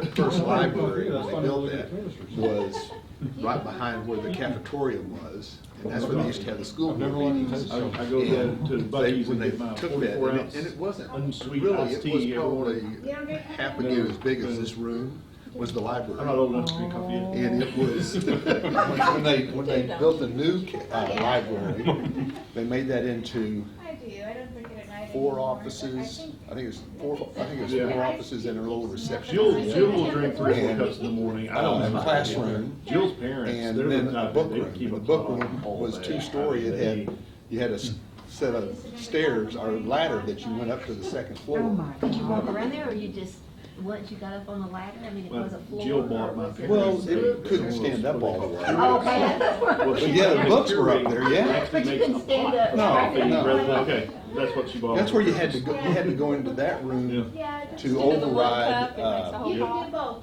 both, the either or. heat and air, so that if you were having something that night, you could have. Yeah, I had to look. You had to go in there and you had to flip a button there, then you had to go over and flip another button, then you had to go outside to a closet outside the cafeteria and turn the knob and that would come on. Now guess who I can designed all imagine of all that? design, I don't know. Wow. All right, Kathy, bring us home. All right, here we are. The other thing I'd say about that y'all are doing with your, starting to look at your program is, that'll lead you into that efficiency audit. You'll have done your work so that as you inform your staff and your community about the fact that you're looking at your programming, you're looking at these decisions and making, then when you get to that time when you want your voter-approved tax increase, it won't look like all of a sudden we do an efficiency audit to get your money, but you're in that march now towards that. So it's, front-loading that so that you're building that trust with them that you're being very good stewards and efficient practice of their money, so that when you need it, they'll be there for you. I have a question along those lines, and that is, it sounds like it would help us to have an efficiency audit now. Second part of that question is, say that you had it now, could you increase the taxes 3 years from now? We just have to have another one. You have to have it, is it 60 days Yeah, or 90 days? There's a time requirement. Yeah, of course they would Because you control you always, that. in the past, you've always had to count down days because just of the election, how many Right. days to post and then well, now Yeah. you have to do the same thing with the efficiency audit. Efficiency audit. Which I don't even know, but what they did tell us was we are able to use our own auditors to be able to do that. Now, I don't know if the auditors, of course, there can't be any TREs this year, year. yeah. And I don't even know if our auditors have gotten the criteria.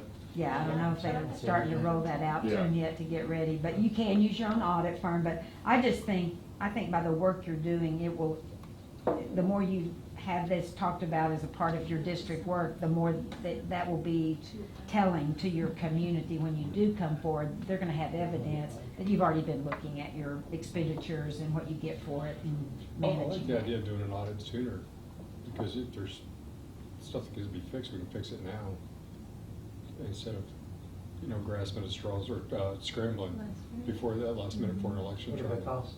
What's the No, price? I don't know. Never had one.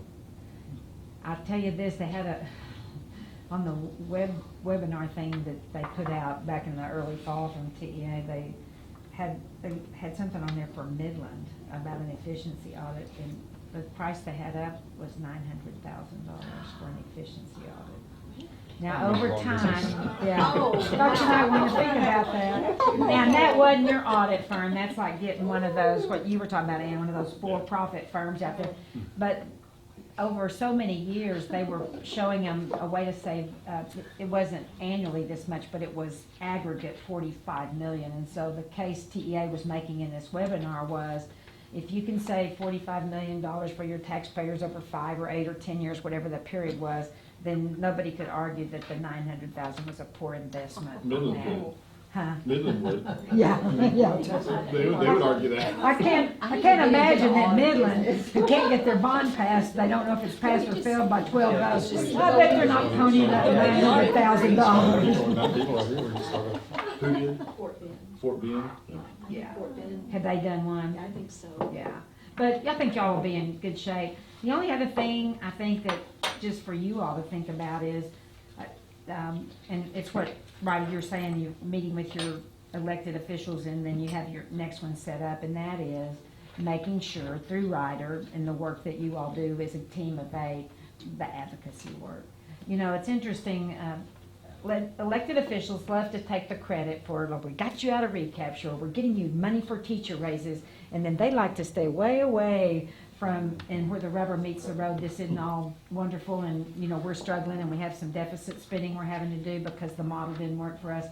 Hold their feet to the fire, and I know you're already doing that, but I do think that's a really important role for the team of 8, is to decide your legislative parties, you're already talking about that, and then educate your community about what you need from your legislators, because they listen to those in your community that help fund their campaigns, and that's where the power is, and there's no doubt about it. That has far more clout than educators do talking to them, and so I say, you know, educate your community. I know you know this, but I'll just tell my old story. The statute of limitations has run out on this, I'm sure, but Senator Shapiro was our senator my first 2 years, and she had gerrymandered a little slice of Highland Park because she liked fundraising in Highland Park for her senatorial seat, so she had us, and so it was when we were having trouble with the $1.50 cap that first year, and so, you know, I visited with some of our more active donors to say, would you, you know, call Senator Shapiro and tell her this isn't working for us, and so I would tell you it's the worst cussing I've probably ever taken in my life in the spring of that year when we're getting down to having to cut the 10%. So it's public and everybody knows, and I'm having all these public forums, board president and I, you know, doing well, the word gets out, and so the newspaper starts printing that stuff out, and so when people say, what can you do? I say, well, it'd really help if you know Senator Shapiro and so, you know, John Corona, our rep. I said, if you call them and talk to them and blah, blah, blah, blah, blah. Well, she got 8 calls evidently, and that was enough to send her over the edge. So it doesn't take 80 or 800, but 8 from the right 8 people, and she was all over. She cursed me up one side and the other and hung up on me. There was no lie. Before you could have a chance to do the same. You know, like that. But when I said something to, you know, one of our board members had helped instigate some of that, he's a good donor, and he said, good, it's working. They didn't care at all that she's mad at us, but The right people called. and what I learned was, you know, it's not massive communication, but it is figuring out who has leverage in your communities to make the calls or go with you and write the letters. And, you know, I said, I learned from all of them that their aides screen all their materials, but if the right person writes a letter, it gets through. And then if there's just sort of these other letters, but if anything's written on a really nice paper that comes in the nice heavy bonded paper and the heavy, you know, and it's well written, then that's who they pluck and send it off for the person or their top aide to get to read. So just knowing that, but you know, there's nothing like helping them understand that you're not happy with some of the things and that it's not working for you. But I think being solidified in your voice and having whatever your priorities are, that you all agree how you're going to talk about it, because if they find a wiggle room that will, so-and-so and so-and-so said that, man, if they can find a way to wiggle, they will. So make sure that you all are in lockstep for talking with them, using the same language, and deciding who's going to do that, and that sort of solidarity piece is really important. But since we're hearing that they're not looking at thinking they're going to have an ability to fund this again at the same level, then I think you need to really, you know, press them for that. So other than that, happy House Bill 3 implementation to you. The good news is for you, as you continue to grow, they're not going to create a formula that won't help you with that. You're just going to have to build buildings to house your kids, and your values are obviously going to continue to grow, and over time that will help you. So, questions about it? Anything that's bothering you, or? I kind of have a question for the board regarding finance, and I'm not asking for a poll or a vote, obviously, but, you know, as we look at all these different bond packages, you know, we talked about $1 billion, we've talked about $500 million and everything. I'm just kind of curious how everybody feels about those type of levels. And part B of that is, you know, what do you think about a bond? Does everybody support a bond? Because it's really important that when we go out to the voters, if we did go out, that we're unanimous in the support of those. So you can say something or not say something. Definitely think with our growth, we're gonna have to support a bond. I think so too. Well, I'm not crazy about a long, like a 10-year bond, but just because of the sheer dollar amount, I think that's gonna just turn a lot of people off. so. I agree, I think that will turn some people off. I think it's possibly a good idea so that you don't have to come back to the voters as often. Right, But I think the dollar amount may just, because I think it was, Ann, at the meeting, you mentioned, Turn off. even with, also with the long term, you just don't really know if that amount's gonna hold up to down the road too, so. so I mean, like it's, sticker it's, shock. it sounds good to be Yeah. able to put together a long plan, but Well, prices and I change. think Tim said 10 was a little bit out of range, but maybe 6 or 7. One of the things Tim did a really good job, because they were steadfast 10 years. Let's do a 10-year plan, and Tim did a great job saying, I just can't plan out the numbers on 10. You can't estimate inflation and building costs 10 years. You just can't. The And accelerators you'd have to put in there to even get It- close would drive your number up so. It really would. So, I think we can get to a pretty good number with a 6-year. I really think we can. That would be just about double what we did from 2017. We will have to include a couple of other projects we weren't talking about, like we talked about Judy's favorite, Pike Middle School. Oh, I just think it's a nice building. I just hate to see it go away. Well, we have to accelerate some plans if we're gonna do that, but yeah, it'll be interesting to see what they got. But Tim did a good job kind of shutting down that 10-year quickly, because he just, That was one of the things, he was able to show what it cost to build an elementary school 10 years ago. Right. And what it's costing to build one now. Yeah. And it's like, oh, And he didn't have any idea it was gonna be that much. yeah, well, 10 nobody years did. ago. 10 years ago, you didn't know it, and so is it gonna be the same type of escalation in 10 years?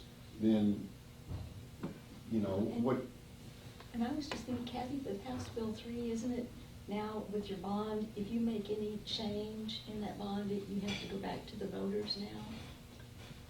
I think Oh. there's something new in that. There is some language around the specificity of what you have to list that you're gonna do, and then if your plans change, that I think you're supposed to go back, like, if something, I mean, you have It had to you be. have to show a lot of change in the Yeah. plan. I mean, So- at one time, you could just kind of throw Anything. but you don't have, and one of the things is you do have to separate, Yes. purely athletic Athletics. facilities, and that's, in fact, Tim's. fine arts facility? Yeah, Fine arts Tim's and had a arts. couple of three questions about that he's researching now with bond counsel about what would have to be separated. I mean, again, Austin's trying to dictate our business. I meddling mean, our But I'm Yeah. just saying, it's gonna be a different bond environment based on House Bill 3. It will be I don't know if any of the language that we've used in the past would not actually be fine into the language of HB 3. We're starting to look at that. I mean, we've been very Specific. upfront with the voters on what we've needed to do. I think so too. I think we have a good credibility for following what we have proposed to our Yeah. taxpayers to put out for our bond programs, and then we have fulfilled that. We've not varied from that. No. And I don't think we have either. I'm just saying, I think that House Bill 3 changed some Yeah. language. it just, Well, the legislature does not want any more bonds passed. They are anti-debt, they do not want, I mean, it's the only mechanism we have to raise that kind of money to do what we do, but they do not. well, it's so interesting that you have to be so transparent, you have to have them on uniform election dates, you have to post every kind of thing and spend all the money you spend and not get, and the state puts those bonds out right and left by the billions, and nobody gets to vote on it. Just prove them, and they're rolling it, and it's done behind the closed doors, but Well, no. how many times now has TEA had their hands slapped because of their contract vetting? Oh, yeah, just the way they issue contracts, Yes. which you'd get killed for if you Yeah, ever absolutely. did anything. But has the language always been in, on bond issues that it would be a tax increase? Because that's Yeah, one of the things. that's part of the new language, That's is you part have of the to new language is that specifically tell them that Yeah. there will be. This will be an increase. even if there isn't, Right. it has to be in Yeah. there. So Yeah. you're gonna have to overcome that because they're gonna say, what, a tax increase, I'm not voting for this, and it's like, no, it's really not a tax Yeah. increase. But I think that's one of the things that, Right. Yeah, it's just about doing the work to explain it. I And think, you know, something that go came, ahead. I said something that came out of the Frisco bond, because I was on their Facebook page, the anti-bond Facebook page, and I Uh-huh. was seeing the, the people that were funding the advertisement were the companies looking to benefit from contracts we're income from the district. So we gotta make sure Oh, absolutely. that say, I'm just gonna throw out, Poe doesn't throw money into funding the pro bond because they might benefit down the road from some of this Sure. money. So we Yeah. gotta be careful of that. We need to take away the ammunition of the anti-bond Your people. opposition, yeah. yeah. In Keller, they were bringing people in. That's where it was. It Out of was state. Keller. It was the Out of Keller s- one that I read about. I'm sorry. I They said brought Frisco, people but it in was from out Keller. of Yeah. state that didn't know anything about it. Yeah. And came, really worked actively against, not this bond, but the one prior. You're right. We encountered them voting in Denton, Yeah. from Austin. They had people working the election, the day of election, that were not from Denton. Of course, my husband and I are both retired school people, so they were passing out the anti-literature and the deal, so we stopped and asked them where they were from and where did they live, and of course, they're like, blah, blah, blah, blah, blah. So we Yeah. really confronted them. I said, go where you live, but you should, I said, these people are coming to vote, they'll make their decision, you shouldn't influence it, you're not even here, you're not a taxpayer, so we accosted two of them and did our part. Well, it's interesting, the new law about, the videotaping of Right. every meeting and having the public participation. Some superintendents are asking, okay, can we require that these public participants be members of our district? Can they be taxpayers of our district? Residents.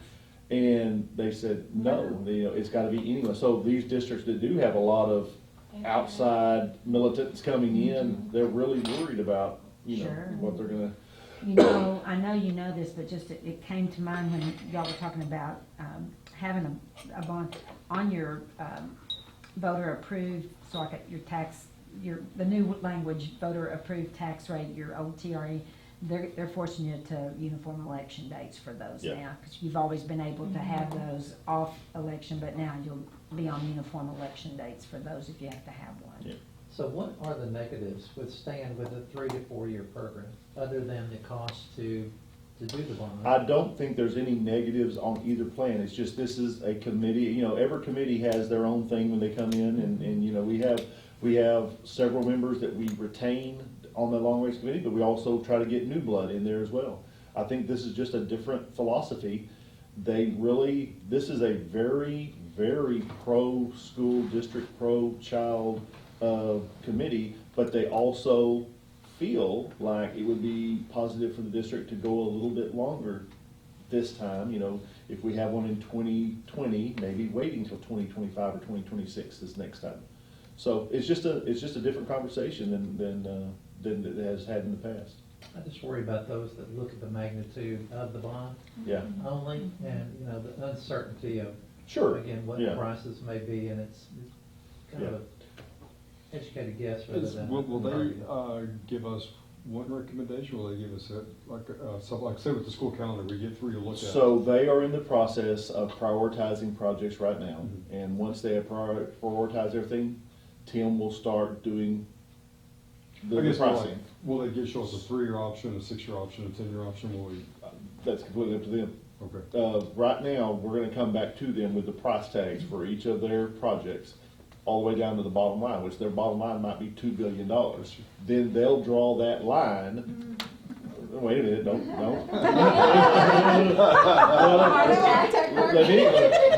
Get the Let me defibrillator. Come in, see you, Elizabeth. Yeah. Then they'll draw that line of what they think. the There's only a communities few of would us that will support. get that one. So, like I said, the phone survey was a $700 million.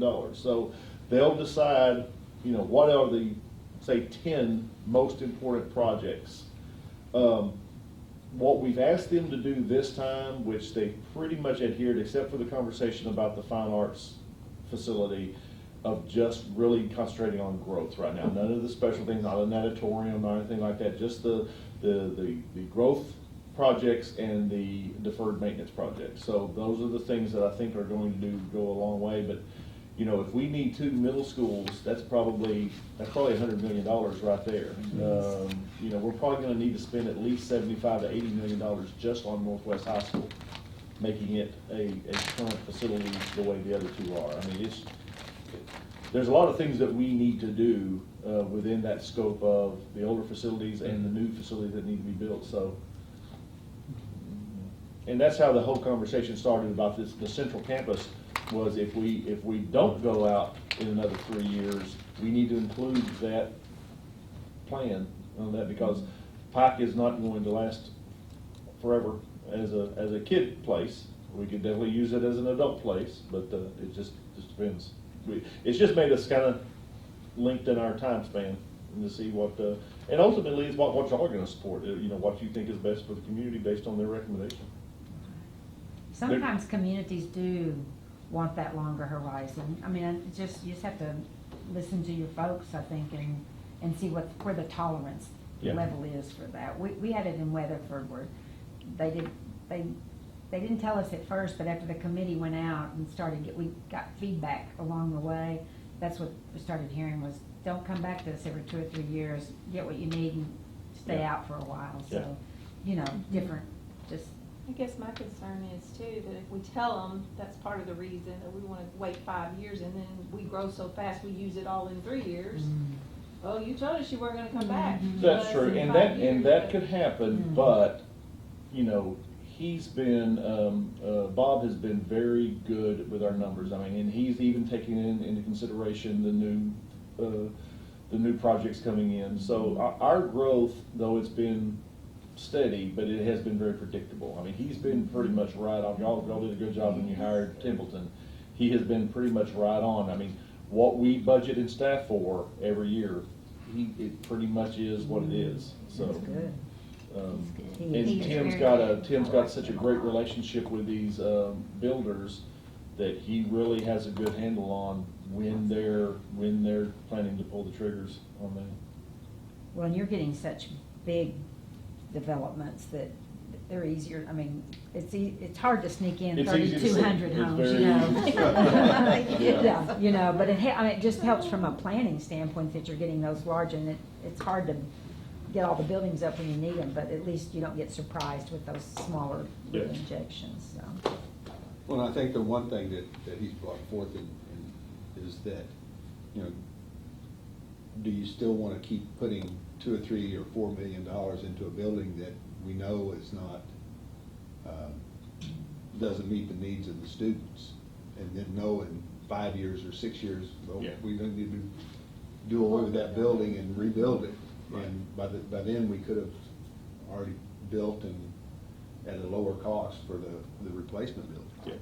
Yeah. That's something unique to you all because of your fast growth, that you have so many new buildings that are more state-of-the-art, that the equity piece of what you do with your older buildings, and that's unique to districts that grow like you grow here, that you have to kind of balance what all that means for you. It's harder. Well, But I say I support them. you've met. As long as we don't raise taxes. Well, and that's, Me too. and that's very, I mean, according to. The survey, that's what. Well, they're and according to the. Financial analysis. Hilltop, and that's, you can go almost up to $1 billion before there would be any increase in tax. Oh, you are so fortunate. Yes, we are. And then we are, when you start Nice looking at position to be districts in. kind of like us in this area, our tax rate is lower than theirs. And that's good, because by the next one, I'll be 65 and mine will be locked in. Welcome to the club. Wow. Sign off the side of my house to get all of our value. You're in an enviable position if you can get that much with no taxing. Well, Prosper just did theirs Yeah. for $1 billion. Yeah. And theirs was, and I think that's what brought this whole thing up with was that it's a 10-year. Sure. Well, but they only have, it's not a very big school district. And so they're not gonna build another high school.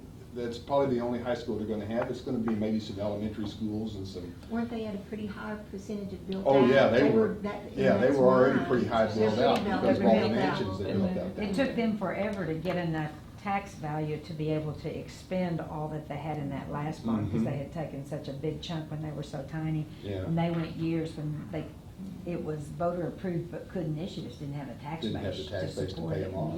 Y'all are in a totally different No, position. and we're at such a low built out Yeah. percentage. But Well, mean, I deem you, having passed your Team of 8 training in, being Right, I'll see you later. But if there's anything I can do or look up for you or anything along the way, but y'all are gonna do a great job as you always have, and just wish you the best, and, Well, we appreciate you. Thank you. hope you get Appreciate you some coming in. legislative relief over time, and, if not, elect some new ones. So, and I think one of the things you said is really important, that educators take the same initiative that they did in the last election Absolutely. in this one to show we're not going away. Right. Because if all of a sudden the educators drop back down to 12% or 15%, they're gonna go, see, we got We them, told you. they're done, we don't care. Here's what I've heard from teachers since the 2018 election. They can't buy us. They will not give us enough money to buy us. We're in, we still, they Well- realize what has happened as a result of that. And I heard many teachers, when all that was going on in the spring, with all the chirping in Austin, that they said, we'll be back. So Well, I I'm know hoping. retired teachers are the same way. Right. It's like, they really got after it, and that's why they got the extra $100 or whatever it was. Well, retirees have time to vote. That's, Well, We with stand the, in with the line. social media that we have though today, Yes. there's so many more of us that communicate Right. to them. Oh, yeah. They made it easy for us to click on this and sit, so Mhm.